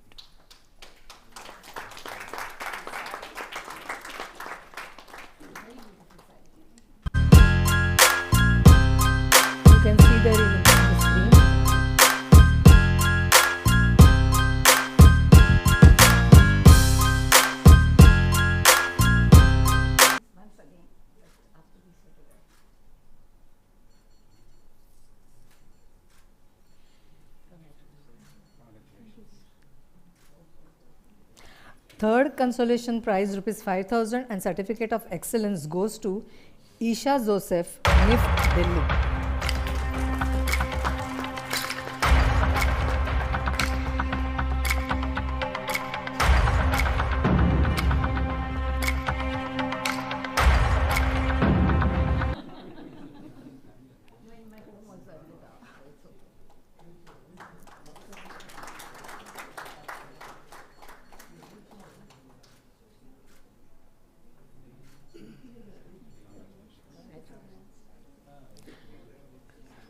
The third prize of rupees 15,000 and a certificate of excellence goes to Smriti Sohal, NIFT, Bengaluru.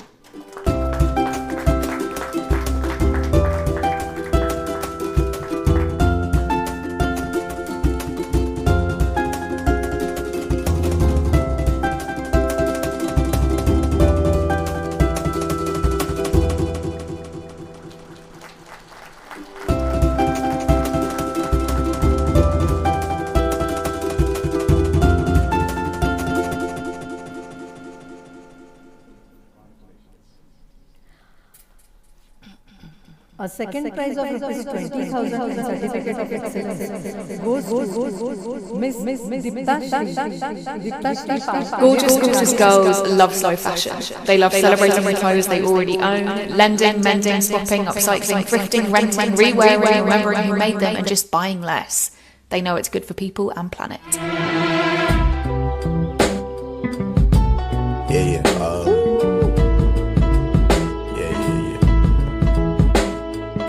That's the way every day.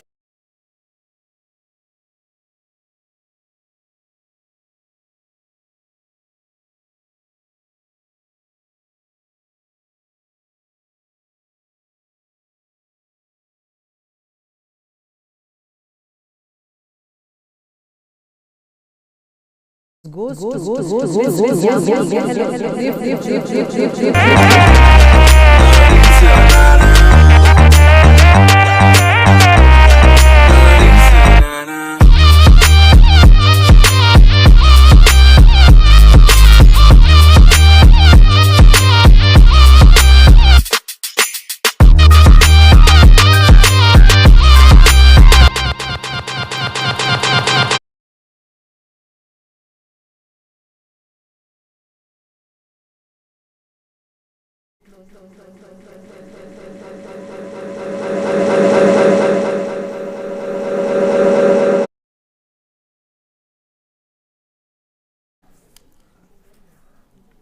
Now I announce the winners of infographics. Consolation prize of rupees 2,500 and certificate of excellence goes to Ms. Saloni Garg, Ms. Indumati S, Shri Yokesh V. All three are unable to attend the event due to exams. Please appreciate as you see their infographics on screen. Saloni Garg is from Sardar Vallabhbhai Patel Institute. Ms. Indumati is from IIST Salem. Shri Yokesh is from IIST Salem. Very good.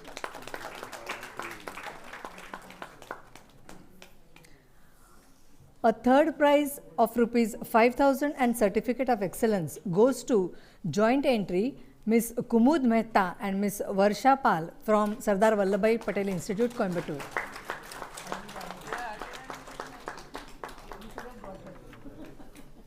But that would have been disclosed in the result first.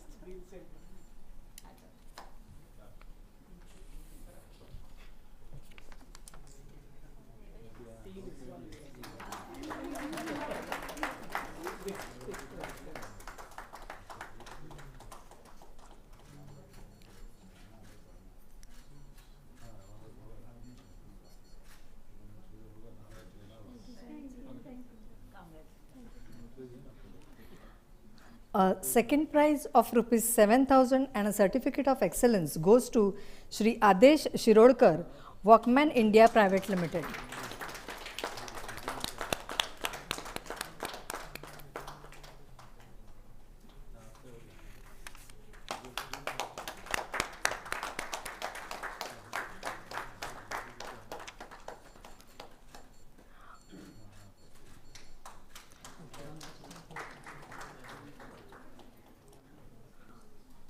First prize of rupees 10,000 and certificate of excellence goes to Miss Smriti Sohel, NIFT, Bengaluru.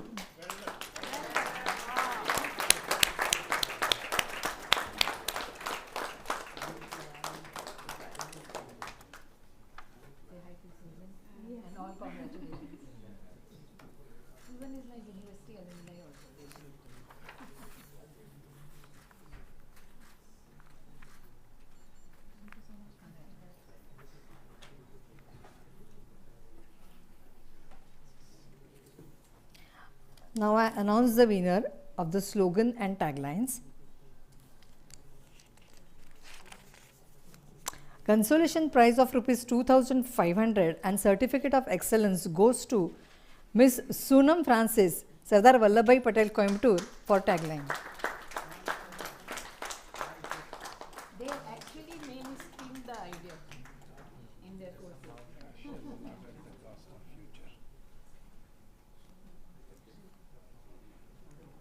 Good one.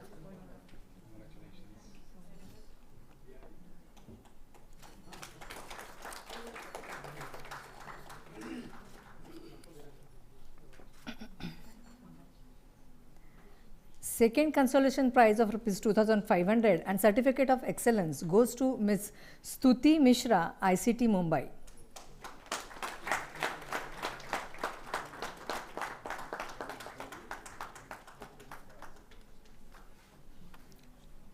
So now that's sir. Lecture in the morning.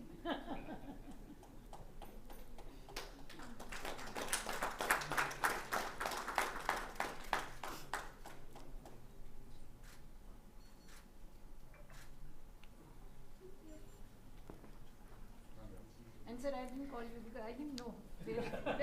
We judged only the entries, not the person. The third consolation prize of rupees 2,500 and certificate of excellence goes to Sri Nakul Krishna Kumar Mali. He could not attend today's event as he is out of station. However, his parents are here to accept the prize on his behalf. I request them to come on the dais.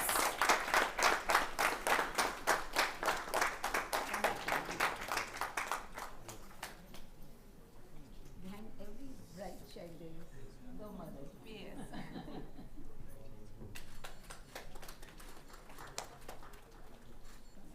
Thank you, ma'am. Thank you. Thank you.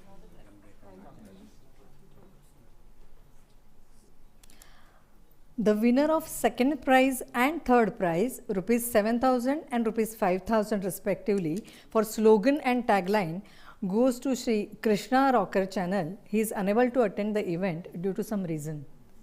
Congratulations to all the winners, great going.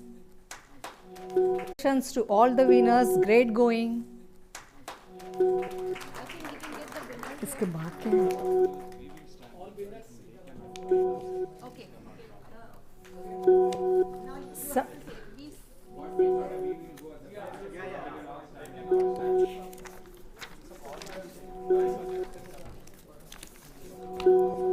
All winners come forward for photographs.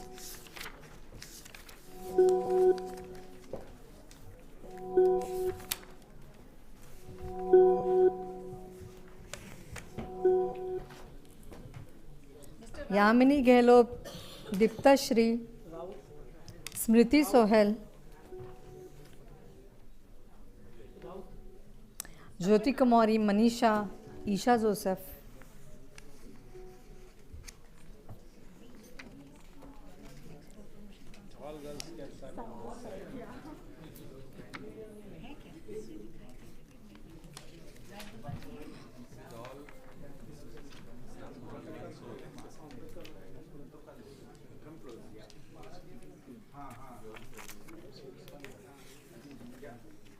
Close हो जाएगी.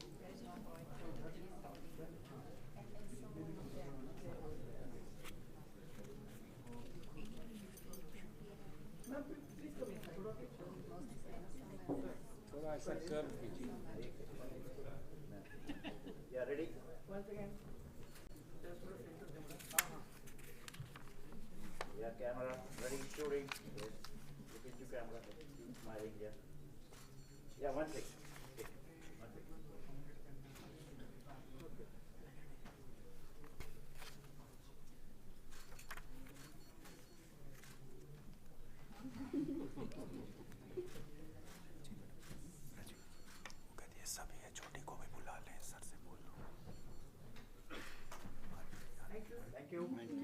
Good old days, they used to say 1, 2, 3, cheese.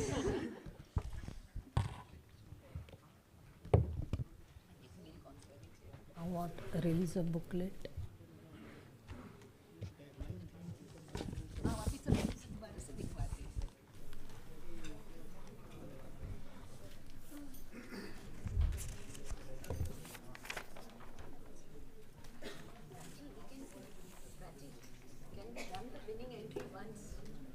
Sorry, ma'am. Sure, sure, ma'am. Samuel. Samuel, 1 second. Yeah. One by one, please.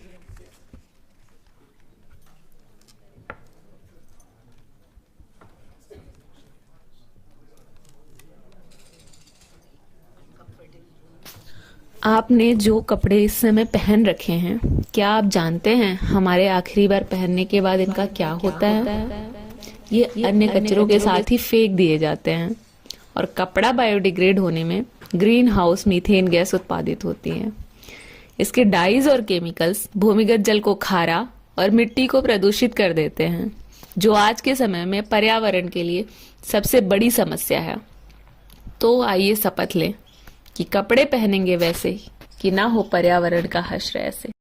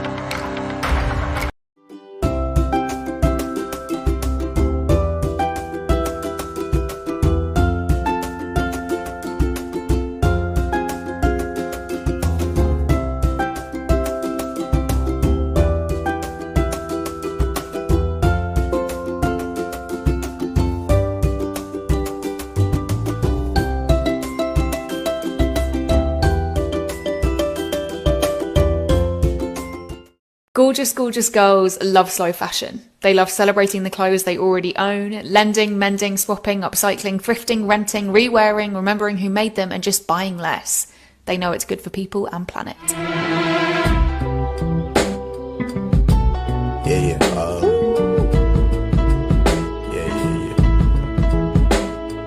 That's the way every day goes. Every time we've no control.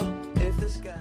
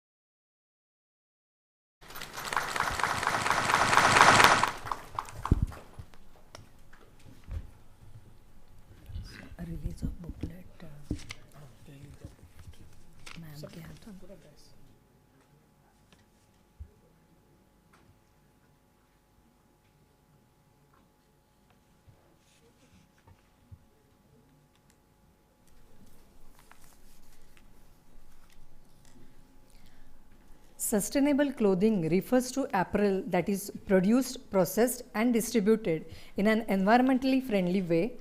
Further, the use of biodegradable dyes can also help in making fashion sustainable.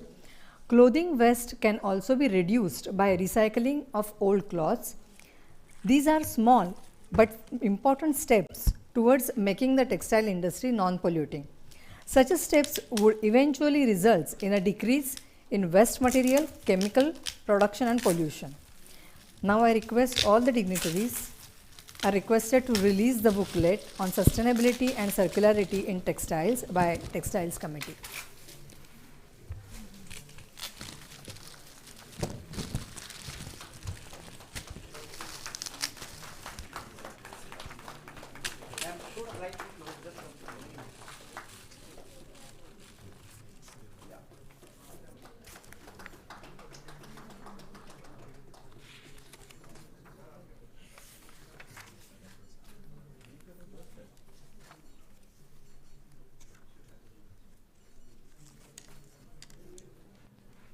Thank you.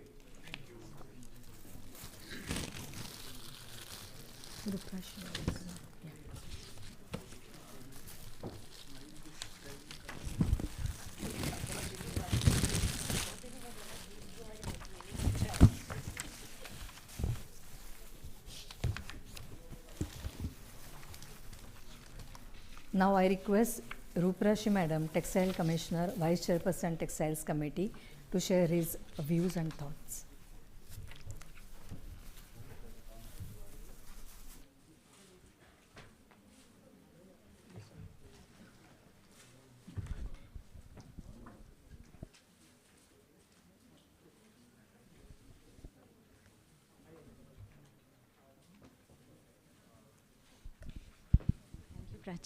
Thank you, Prachi. I am sure after such deep insights in all aspects of sustainability, across all aspects of human life and existence, I don't have much to add on. Rather, I go back much, much more enriched with the amazing presence of Professor Pandit from our ICT, from our colleague and friend from NABARD, and all other seniors who are here. And I feel that, sustainability is something all of us definitely talk a lot. But more importantly, when Sir mentioned one sentence about thermodynamics, and I was just thinking that Sir put something such a technical concept so simply in front of all of us.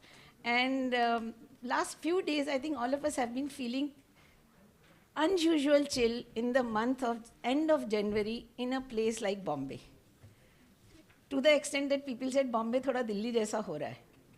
I'm sure it is part of all that which is happening around us. So I was reminded of one of the Hindi sayings, हाथ कंगन को RC क्या, पढ़े लिखे को फारसी क्या. प्रत्यक्ष को प्रमाण की आवश्यकता नहीं. We are really going overboard and we need to start thinking again, reworking ourselves. But today's thing is, which I feel was different from whatever we have been doing up till now on this whole idea of sustainability, circularity, everywhere, but specifically in textile value chain. Today is an amazing show which has been done in a very, very small time by bringing in very, very bright youngsters, their ideas to the fore, how they look at the whole problematic. Because when it is told to us, it is like you are consuming more and you are taking it away from your grandkids. But these are the people who are going to be there much longer than us. And when they think, the whole social conscience develops around it. And this was very, very clearly visible. If all of you had time to look at few of the studies which were done in October, Deloitte had done the study, and interestingly, 64% of the online buyers had paid more for the products which could certify themselves to have come out of a process which is sustainable, harms less, contributes more.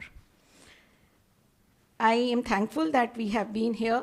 In August, I had a privilege to be part of a discussion Re-Commerce had done, in which Honorable Minister of Textiles and Commerce, Piyush Goyal sir, had said that we need to encourage lot of synergy across academia, across industry, across users, to ensure that there is a very, very strong demand pull, and we are able to ensure that whenever we are growing in volume terms, we are growing responsibly.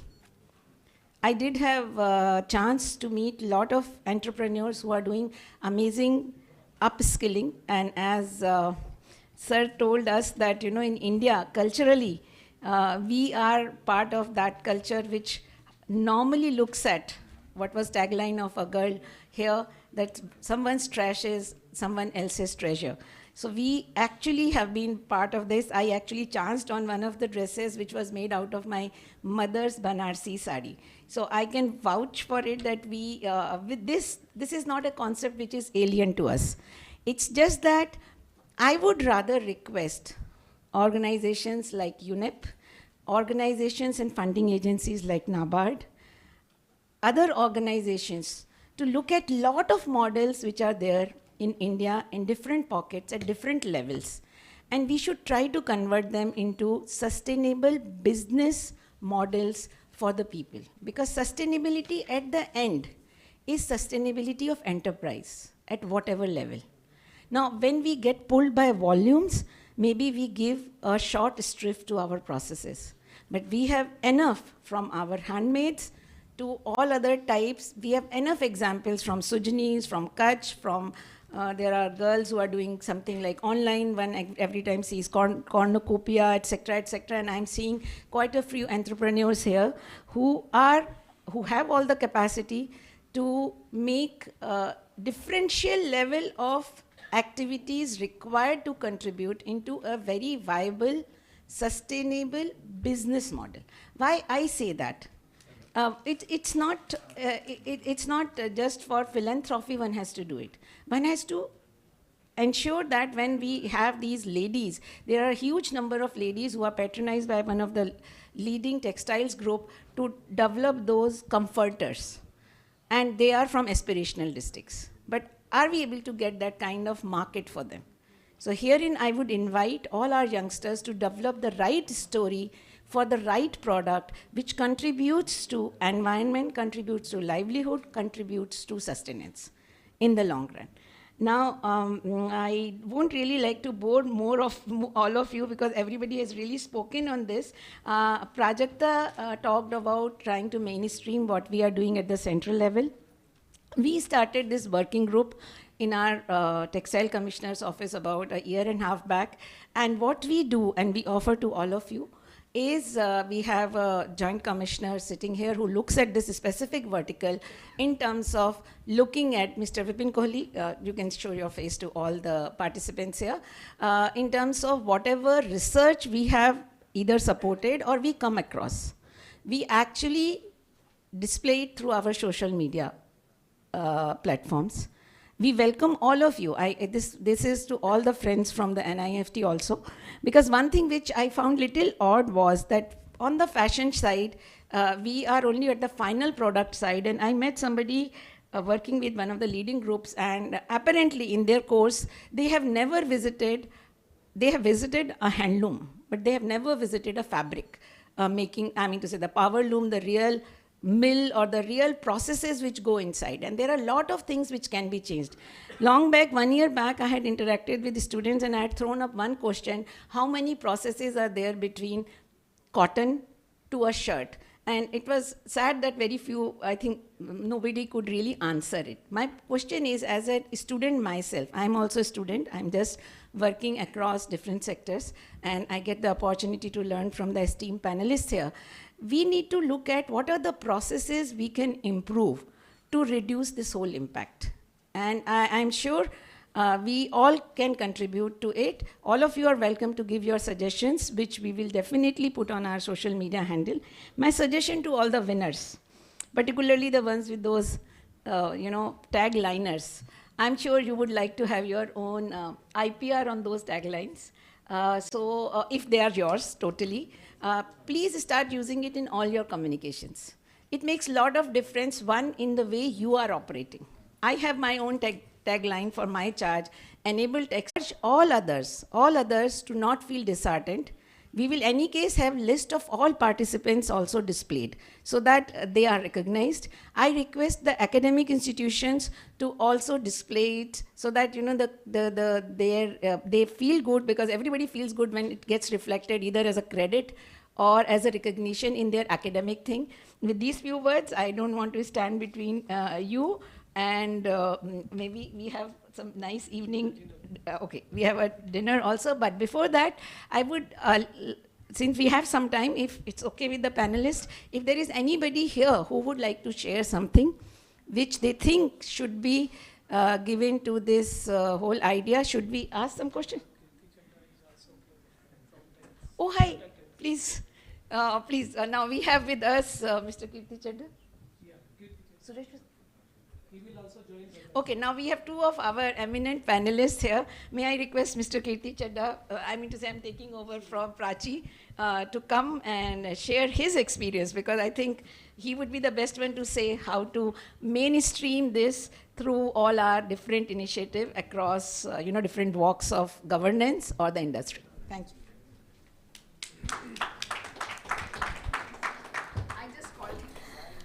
No, it's okay. Textiles Committee welcomes Shri Kirti Chadda, Head Quality, Technology and Innovations, Tata Trends Limited. I request sir to say a few words. Thank you. Good evening, everybody.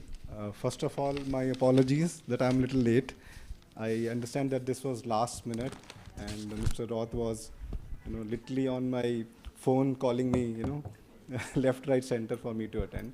I was not in town, hence I was not able to, I think enough has been said since afternoon on the subject, and from the industry that we belong to,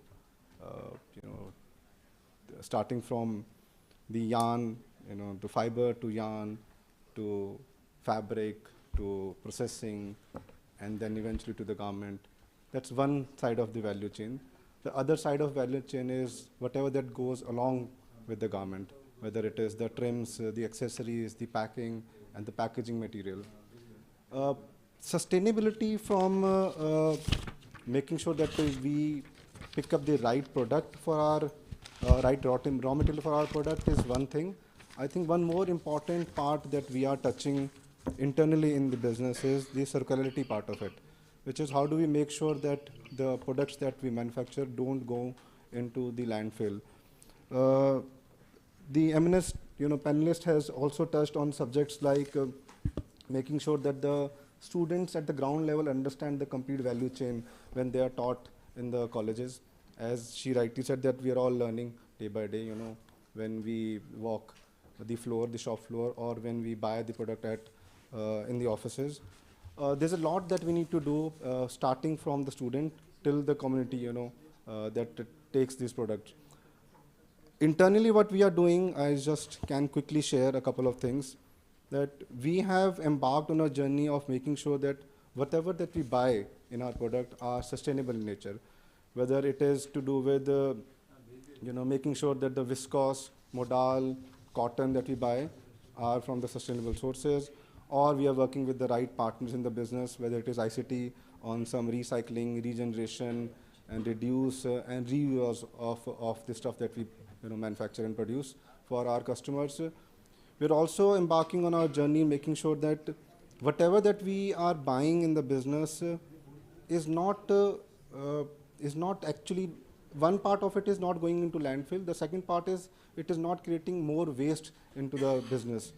We are also looking at upcycling. We are also looking at partnering with few more industry leaders who can give us a solution which is more in-country manufactured, not something which is done by any outside the country people. We are also promoting Make in India on this subject, where I'm sure we all know that there are a lot of people in the outside country, outside India. There are a lot of people who are working on these solutions and alternatives.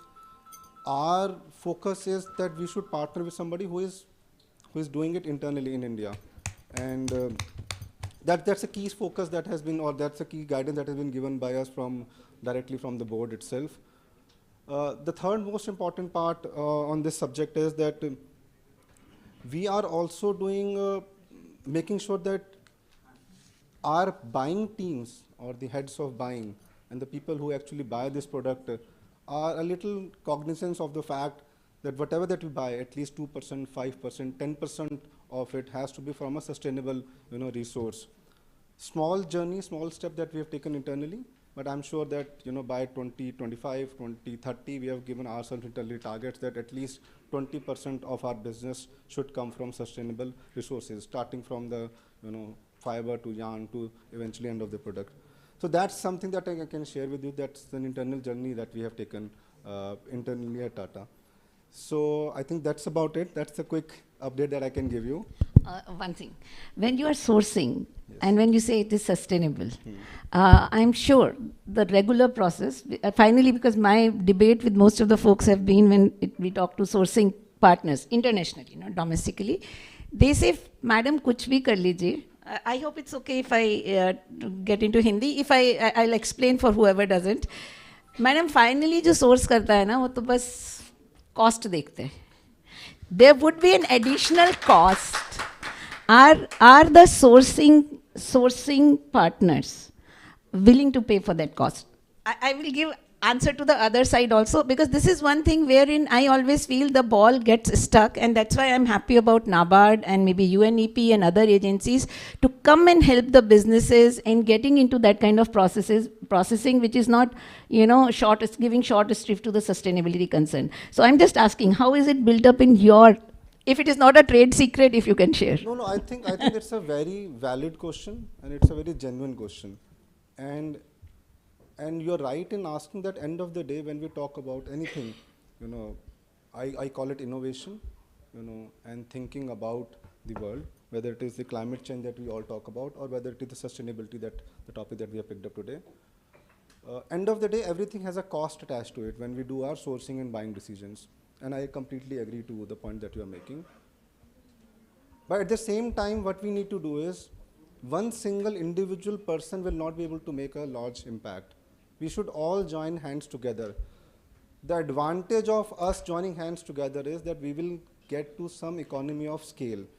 The thing which becomes expensive today will eventually become inexpensive and will be a part of the daily job, that we do.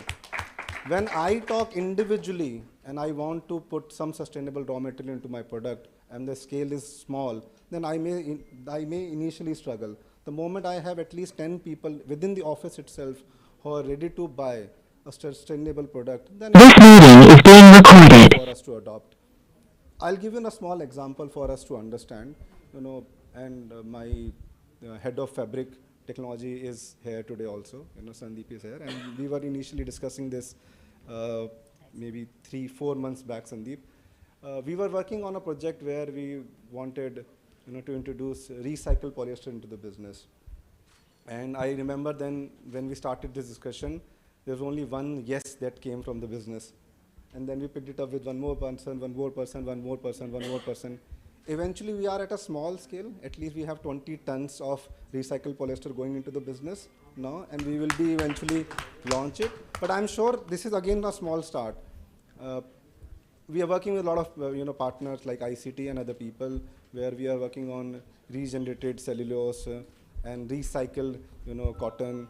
Couple of initiatives, small little initiatives that we are doing. To answer your question, it's a valid question, genuine question. Yes, there is eventually a cost attached to everything, but small little step and scale will eventually. The leaders will help enthuse the financiers to get to financing. My issue is finally there has to be credit availability, and yes, I'm sure financial sector is seriously looking at it. Absolutely. But the lead should come from the market leaders. So we are very thankful that you are doing it.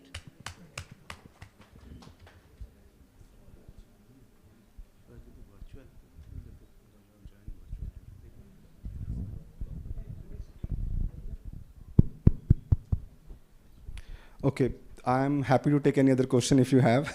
I'm sorry, it was not supposed to be a question answer session, but I just thought that I've got hold of one leader, I should get the No, answer. I'm more than happy to answer any other questions that you have. I know there are genuine issues and we deal with them day in, day out in office.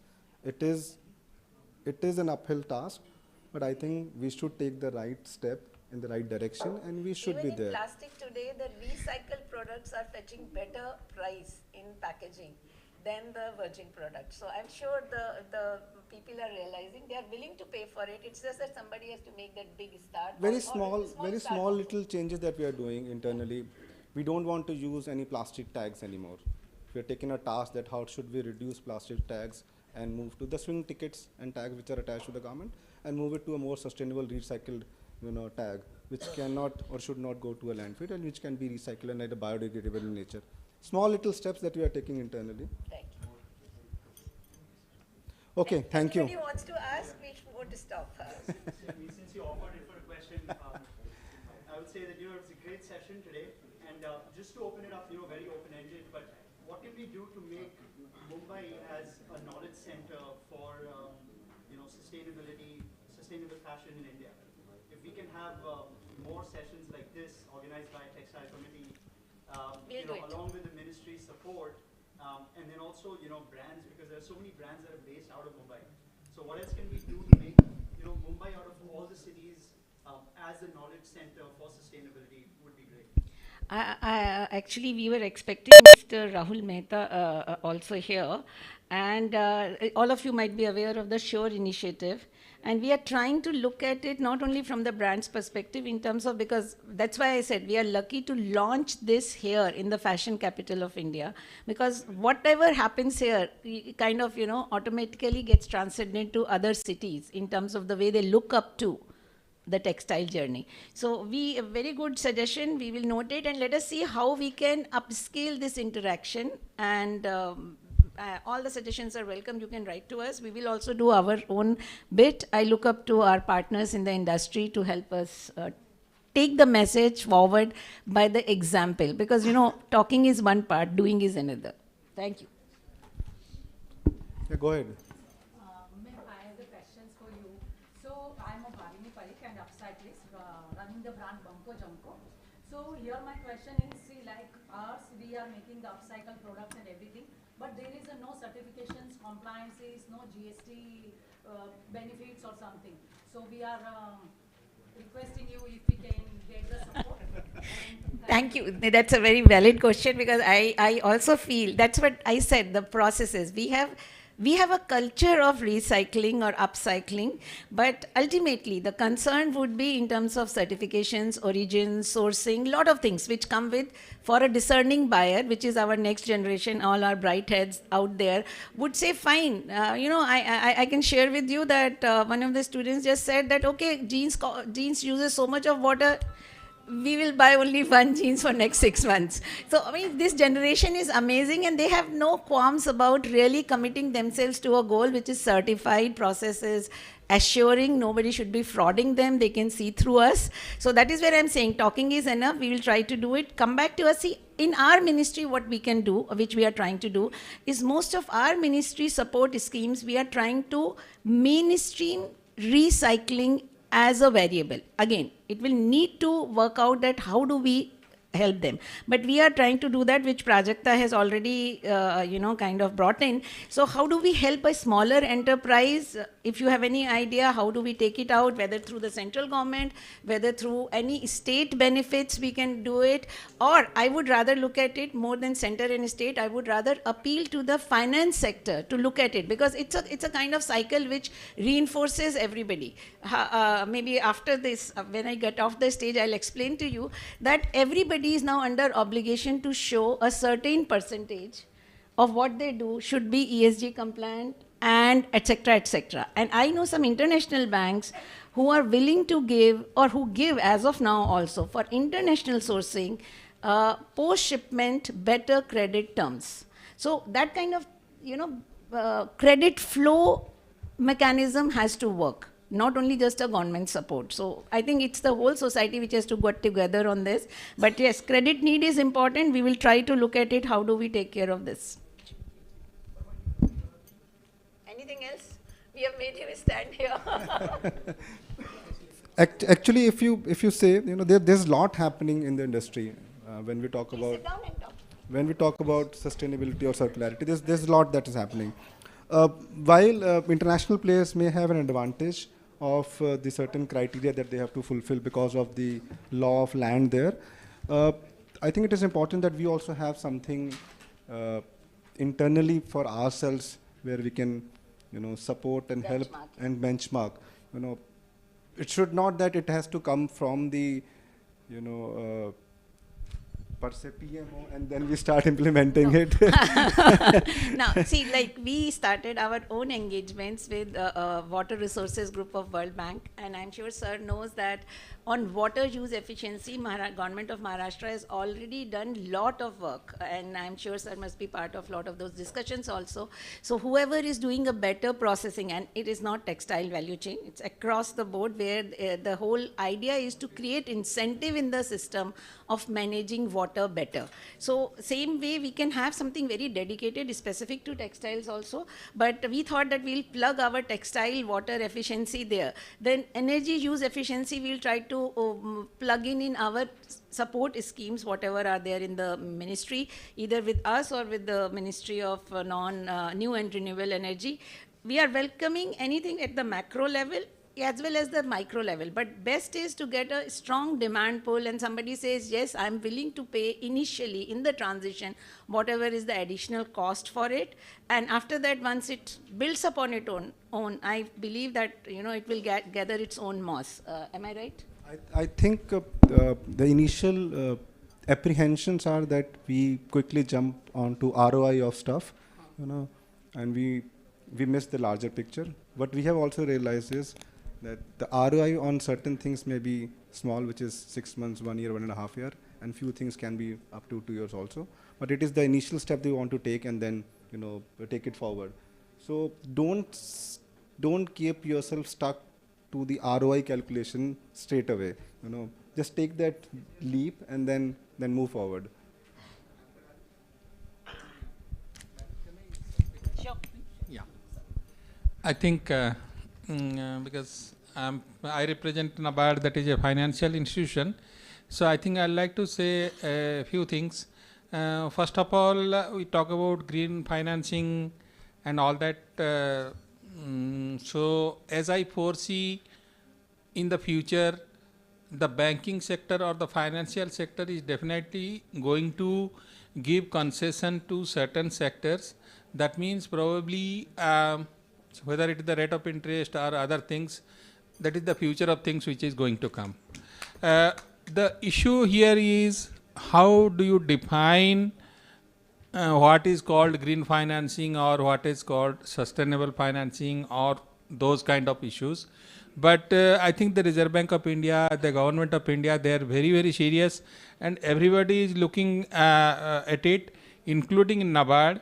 We already have a very small scheme in this, and we also work, as I said, because NABARD, we work in so many areas. So this is the future of things which is going to come. What I mean to say is those who will be reuse, whatever all these things you are saying, reusing or recycling, probably for them things will become little cheaper or better. That is one. The second thing I like to say, one thing where NABARD is directly involved, those of you may be aware, there is one social stock exchange which has already been notified by the Ministry of, in fact, this social stock exchange has already been set up. The idea is that there are investors who are willing to invest in the social stock exchange. That means a person who wants to donate some money, but he wants to donate for a good cause, but he doesn't know whom to give. So he gives the money to the stock exchange. That is one part. Then there has to be some agency who will be implementing these projects. Now, during the discussions, I can foresee, because NABARD is one of the agencies which have been identified for the as a knowledge partner, And this capacity building fund has been implemented in NABARD. Chairman NABARD is the chairman of that social stock exchange capacity building fund. What we propose to do it, we propose to involve social agencies and other sectors or non-profit organizations in these kind of activities which will be furthering social causes. Whether the industry will be allowed to participate or not, probably that is too far-fetched because we have just started this job. But I see, just thinking, if such kind of projects can be posed to the social stock exchange, probably, see, suppose X industry says that I will do from this to this, or which will reduce the carbon footprints or reduce the level of this thing. This is the incentive which I will be. There has to be monitoring some certain parameters. Once they attain that parameters, probably that kind of incentives could come. These are some, just my thought. I thought I what I was trying to tell. Thank you, sir. Yeah. Can I just add a couple of additional points? The people should start thinking in terms of EROI rather than ROI. E stands for environmental return on investment. The moment you start thinking along those lines, you will immediately start thinking in terms of whatever you are investing, what are going to be the environmental impact of that. And second, many of these brands, we can come up with a matrix which essentially gives an equivalent star rating to the industry or brand, very similar to what we have in consumer goods. Right? You have a 5-star rating AC or a refrigerator. Similarly, if you have a particular brand, and if that brand takes into account the reduction in the carbon footprint, reduction in the water footprint, reduction in the environmental footprint, and comes out with a complete, clear life cycle analysis and shows that this is the most sustainably made product, then they should get a necessarily incentive. One can come up with the matrix on the basis of which it can be judged.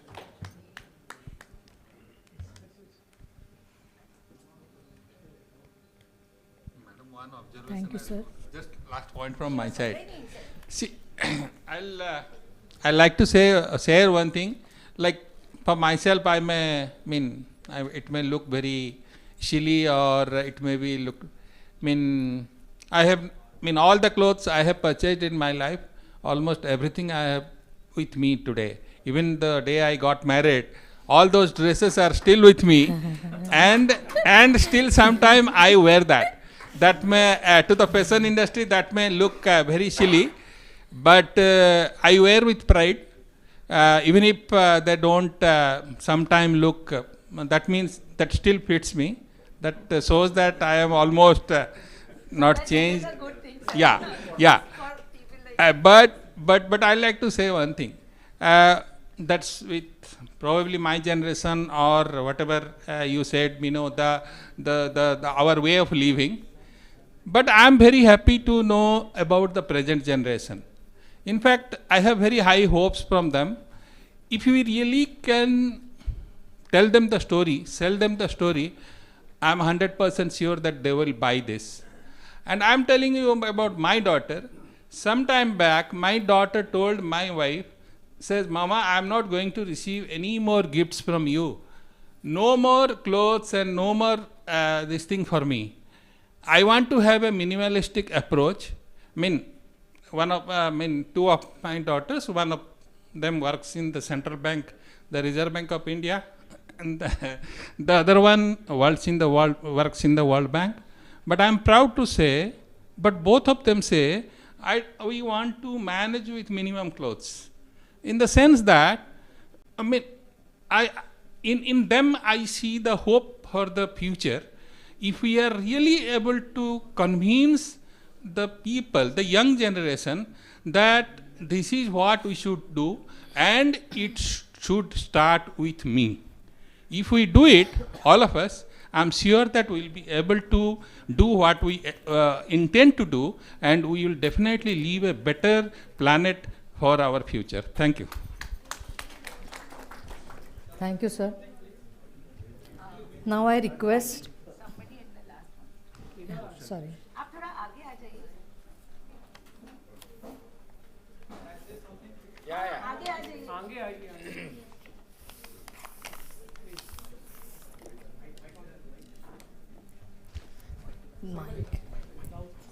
Younger generation is environmentally much more conscious than our generation. There's absolutely no doubt about it. But they are still uncertain, and it is our job. It is our job to convince them, because they are always thinking in quantitative terms, whereas our generation did a lot of hand-waving exercise with little quantification. So we need to bring in that quantification in the digital age. Once we convince them in terms of quantifiable quantities, I'm sure younger generation will gobble it up. Hi, sorry to interrupt you in between. Abhinandan to Textile Committee for arranging such a beautiful conference here on the sustainability. When it comes to sustainability, we are a manufacturer. We are a supplier to all the big brands across UK and Germany, like LD, Lidl and all. I think sustainability comes very important to all these brands who are internationally renowned. But when it comes to the local brands, I think we go on the backstage. I would like to ask my fellow member from Tata that how important is sustainability for the local brands? First. Second, when you say about 20% of sustainable product like recycled poly or usable viscose, is 20% going to be the important factor? Because when we talk to international brands, they talk on sustainability by 2025, maybe 80% or 100%, whereas we are talking about only 20% or 30%. Second thing, Textile Committee being the most pioneer thing, in the local government, why don't we give advice to the government institution where they are buying a lot of product, textile product from the local mills, to go on sustainable mode? Because if you talk about the local, like we are into export, but we have taken some orders from Indian Air Force, and they talk about the polyester, they talk about C6 chemistry, whereas C6 chemistry is a very harmful chemistry. They should switch over to C0. So definitely we are going to give the presentation to them, but I think Textile Committee should also go to the government institution to talk about the sustainable things. Thank you.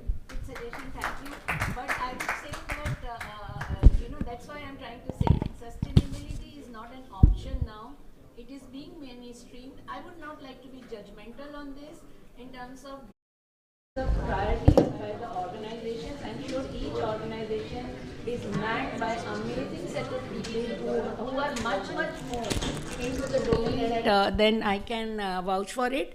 I am happy that international brands are saying whatever, but I'm sure that it's a matter of even an ecosystem and a culture which we have to inculcate. We are a very big market. We are ourselves 1.5 billion. So we need to know that, it's not a choice. And I'm sure the brands, the leaders, if they take even small steps, the reverberating impact on all the manufacturers will be very big. And I'm sure we have started the journey in slightly more, I would say, involved way. It is not that we are doing it today. I'm sure everybody has been doing for quite some years, but we need to, yes, institutionalize it better. And your suggestions are welcome, but I would not like to really get into directing the demand side as a regulation, because when we say that we should go for EPR, I would rather have a self-regulation by the brands, which I'm sure they are doing, instead of putting an inspector on their head to go for EPR. That's the way I look at it. I'm sure most of us also, that our industry will, in if not very long term, in short, not very short term, but will realize importance and as well as lead the whole path to doing the process sustainably, which is important. What sir said, we need to have a very, very sustainable process. If I told the word. You said it correctly, but I think I tend to agree with one of your specific points. If the government takes up initiatives where you have institutional buying of uniforms, and how these life of the uniforms or circularity of the uniforms can be improved, be it army, police, paramilitary forces, where all these things are bought in bulk. And if we can start looking in those particular issues, and government itself is implementing it, I am sure people will also follow. Thank you.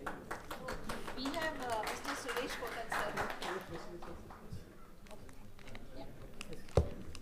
Now I request Dr. Murlidhara, Joint Director TQM, to felicitate Shri Kirti Chadda, Head Quality, Technology and Innovation, Tata Trend Limited, with a sapling, a bouquet made from towel, sustainable and reusable, and bag made from sustainable cloth.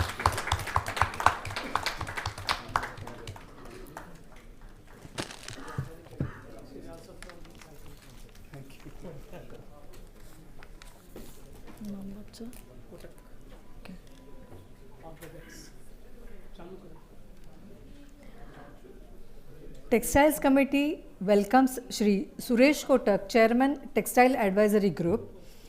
Shri Suresh Kotak, Textile Advisory Group actually needs no introduction. A businessman, a man of vision and mission with a vast practical experience. He is a regular speaker at international and national conferences on different subjects. I request Shri Suresh Kotak to share his views.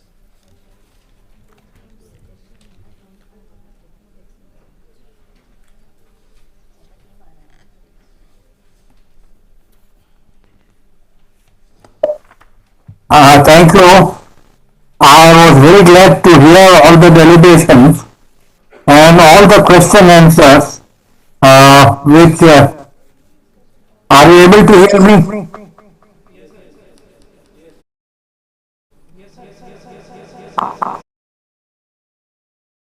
Very happy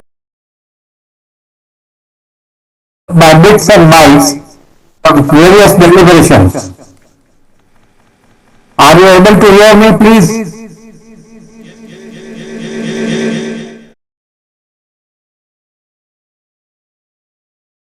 That whatever the question answers and the kind of statements. Hello?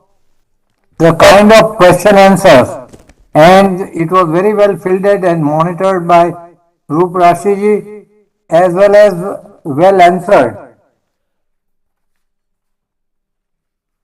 Hello? Huh? Okay. So, I was very happy, and particularly the point of circularity and international brand, and the point that India is a big market. This is very important. And the concept of EROI is also equally important, that EROI has to be considered, as well as the new concept of the social bank, the kind of and minimalistic approach. All the kind of things were very exhilarating. Now, as far as the textile value chain is concerned and cotton is concerned, there is a lot of scope of circularity, which I can say. The circularity is in the kind of a reuse or reformed use. For example, cotton waste or the linters of the cotton can be put to a number of uses, and there are 49 inventions already made by Government of India's concern, CERCOT, and there are many on the way. So this we can do it in one of the countries. They have gone for cotton wipes with anti-mosquito, this thing, and that is all from the cotton wipes and from cotton waste and all those things, because cotton is cellulosic in character, and being cellulosic in character, it can be put to many circular uses. So these are the various examples, which can benefit all of us. And India is India is the largest producer of raw cotton, and we have cotton itself being by component. On the other side of the seeds industry also, there are many uses and residues which can be used. I feel the government of Maharashtra also can take initiative because Maharashtra is a big producer and a lot of industries, number of industries can come through. So these are the few points which I deliberate, and I think lot of sustainability can be built up by the data kind of organizing and serializing data from various stages. A kind of sustainable approach metrics can be prepared. So these are my various views which I am putting before you. Thank you very much, Chairman, and thank you very much all. Thank you, sir, for sharing your views.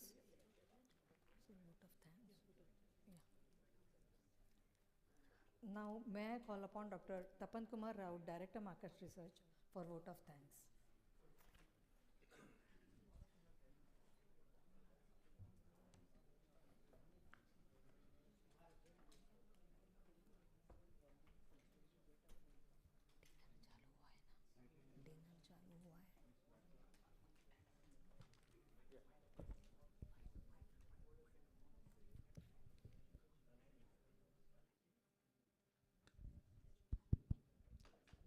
Good evening, ladies and gentlemen.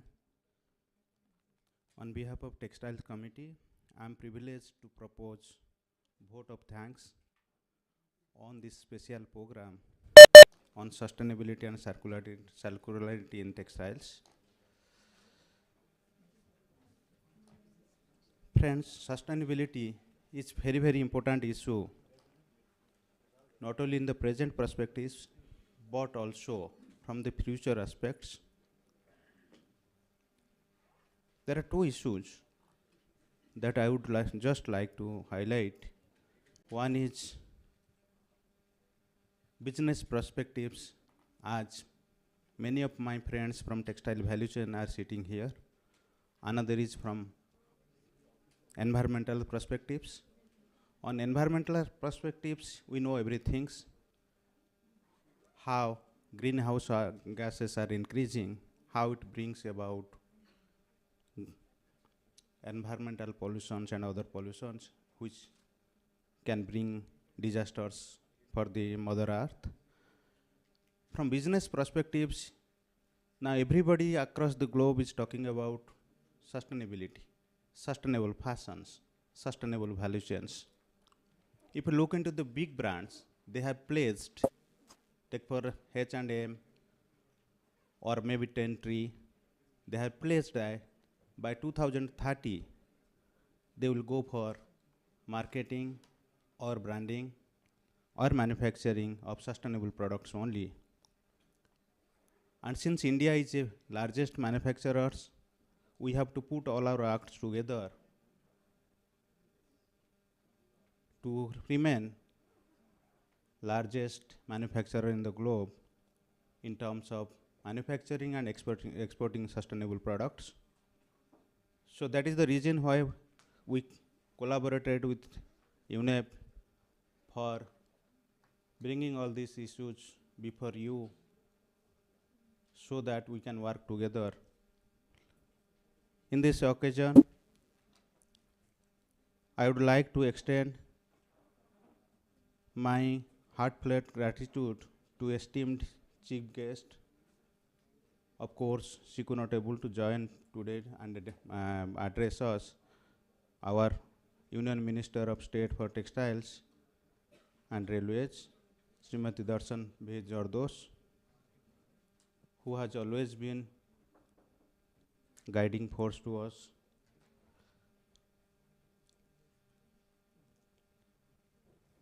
Since she was busy with some other meetings, she could not able to join us, but her blessings, her motivation has always guided us. And I sincerely thanks ma'am on this occasion. My sincere gratitude to Honorable Minister of Textiles, Higher and Technical Educations, Government of Maharashtra, Sri Chandrakant Dada Patil,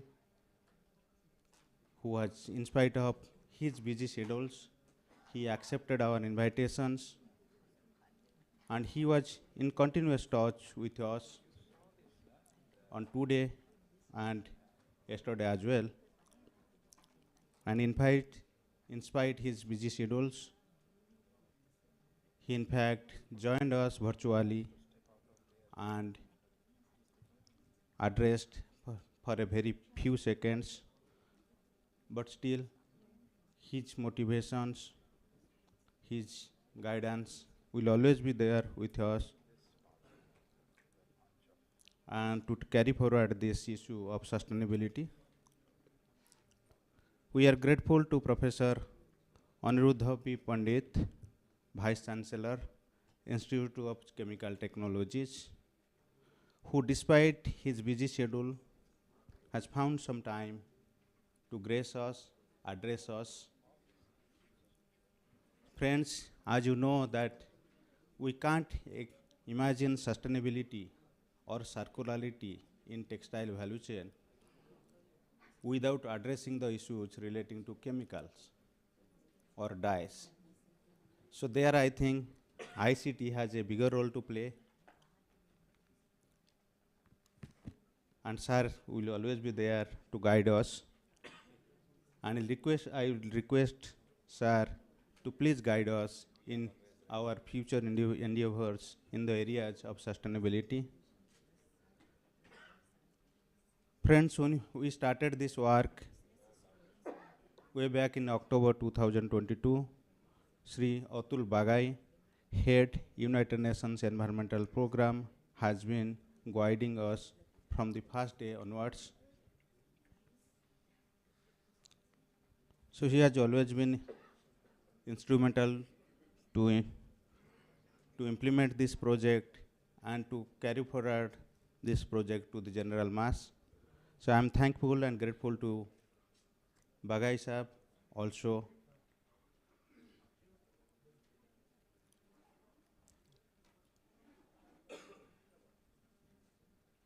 Friends, in fact, Ruprasi ma'am is host for all of us because we are under her guidance and able leadership. We are organizing.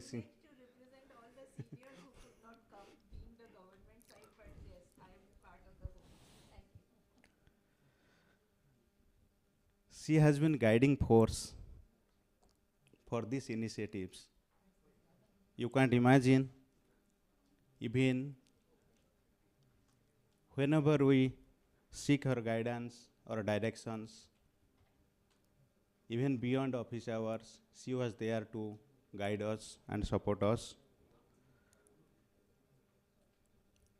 She, for this program, I should say, she is the friend, philosopher, and guide for all of us, for my team, for the team of Indian Textiles Committee.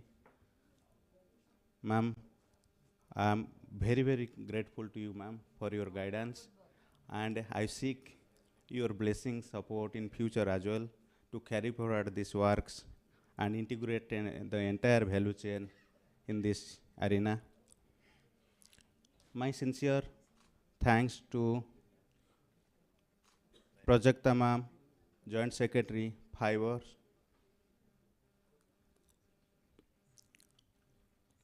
She is kind enough to accept our invitation and join us in spite of her busy schedules.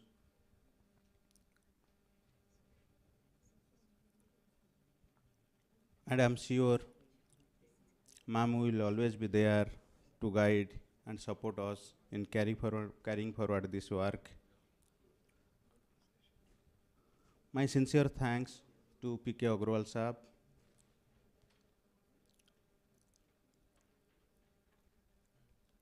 for his guidance. I just one thing. In cotton sector, for me, he has been one person any time of the day. If Delhi wants to know what is the status of cotton, at any time, mark my words, he's that updated. So he's like top. जैसे हिंदी में बोलते हैं ना चलता फिरता encyclopedia on the status of cotton anywhere in India, maybe anywhere in the world. Really, I've learned a lot. Thank you, sir.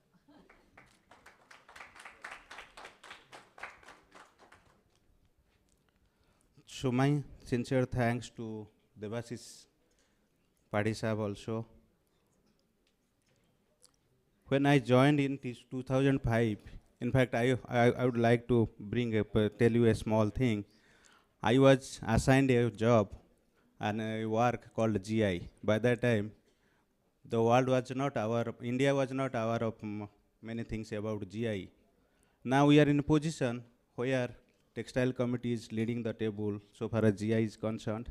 Similarly, in October itself, I was asked to, in fact, to spearhead this project, and this is a new concept, as you know, that and we put my team and myself under the guidance of ma'am and Secretary Saab put a lot of efforts, and so we are now bringing this project to a logical point. So, friends, these are the challenges which we have to accept and go ahead.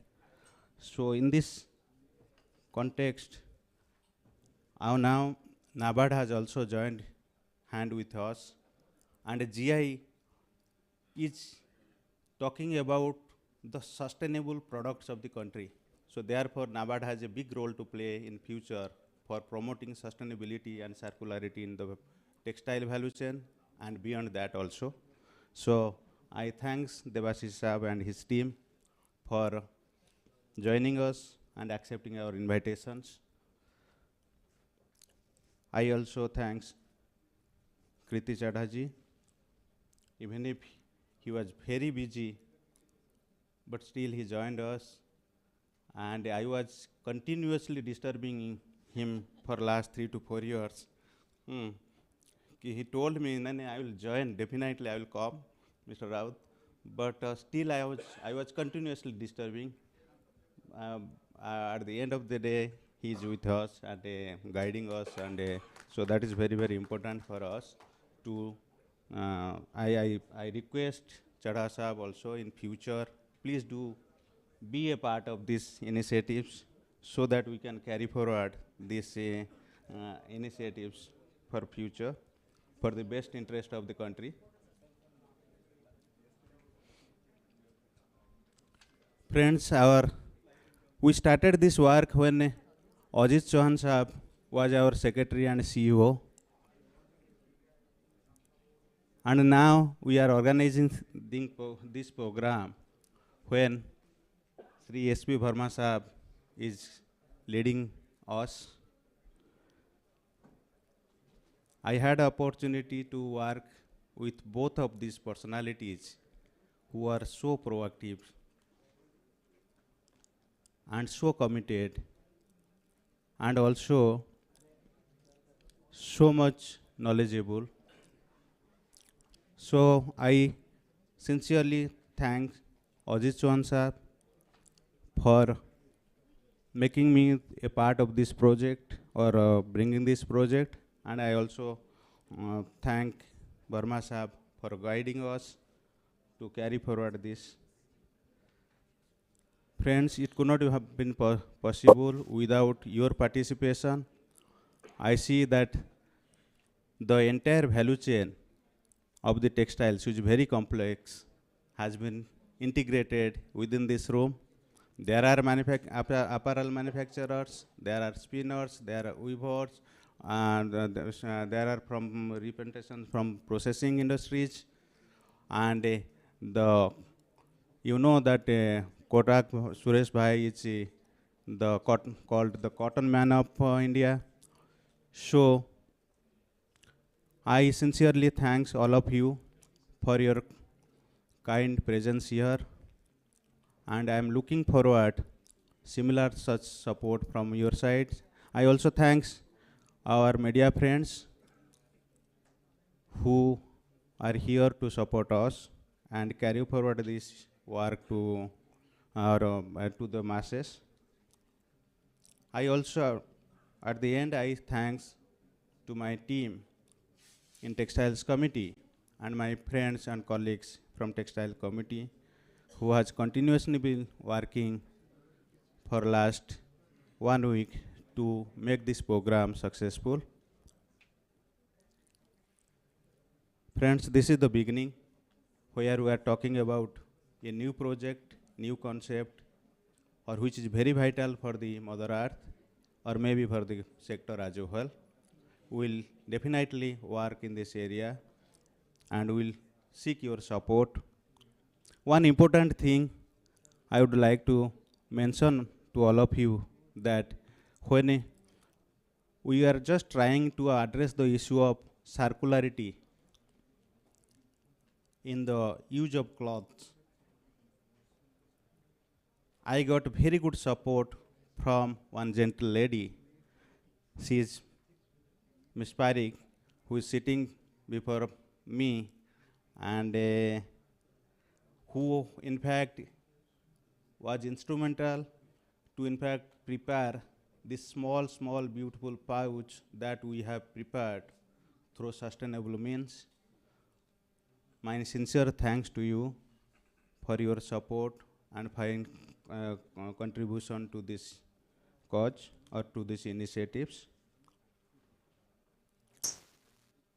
So thank you very much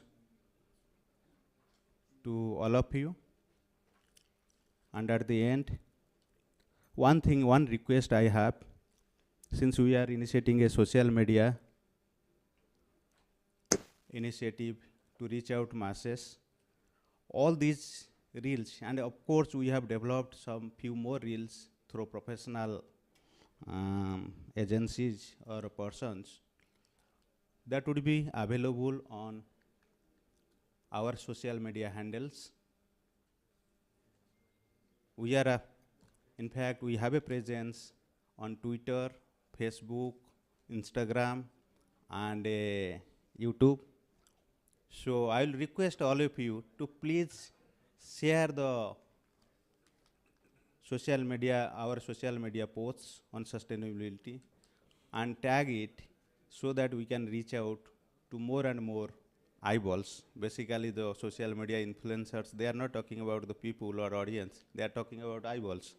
So I will once again request you to please follow Textiles Committee or tag our social media posts on sustainability for the benefit of the value chain, for the benefit of the consumers. Thank you very much to all of you. And one important thing that my vote of thanks will not be completed without mentioning or thanking Miss Rosita Kruger. I'm sure that my pronunciation is okay now. Thank you very much. I know GIZ is contributing a lot of things for the cause of sustainability. So I will also seek your support in future as well for the cause of the sustainability in the textile value chain. Thank you very much, ma'am, for joining us and for guiding us. In future, we will definitely disturb you continuously. Please bear with us and please support us in this cause. Thank you very much. And at the end, I will request all of you to please join us for dinner. Thank you very much.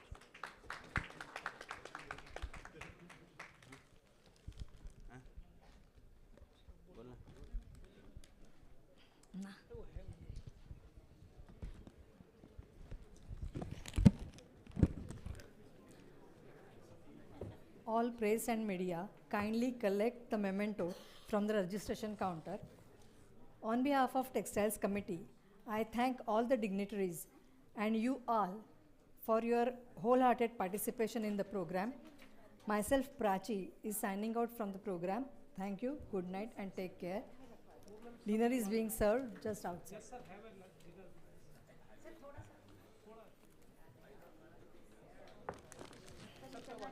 अच्छा वो sir निकलना चाह रहे हैं, team को लगा दो, सबके सामान गाड़ी में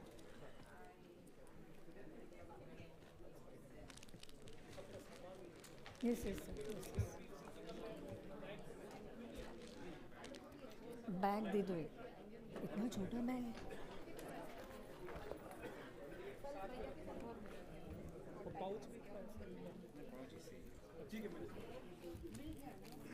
गाड़ी में किसी को या नहीं इट्स ओके, नहीं it's okay, okay okay sir, गाड़ी में रखने के लिए. नहीं कोई बात नहीं सर ये गिर जाएगा.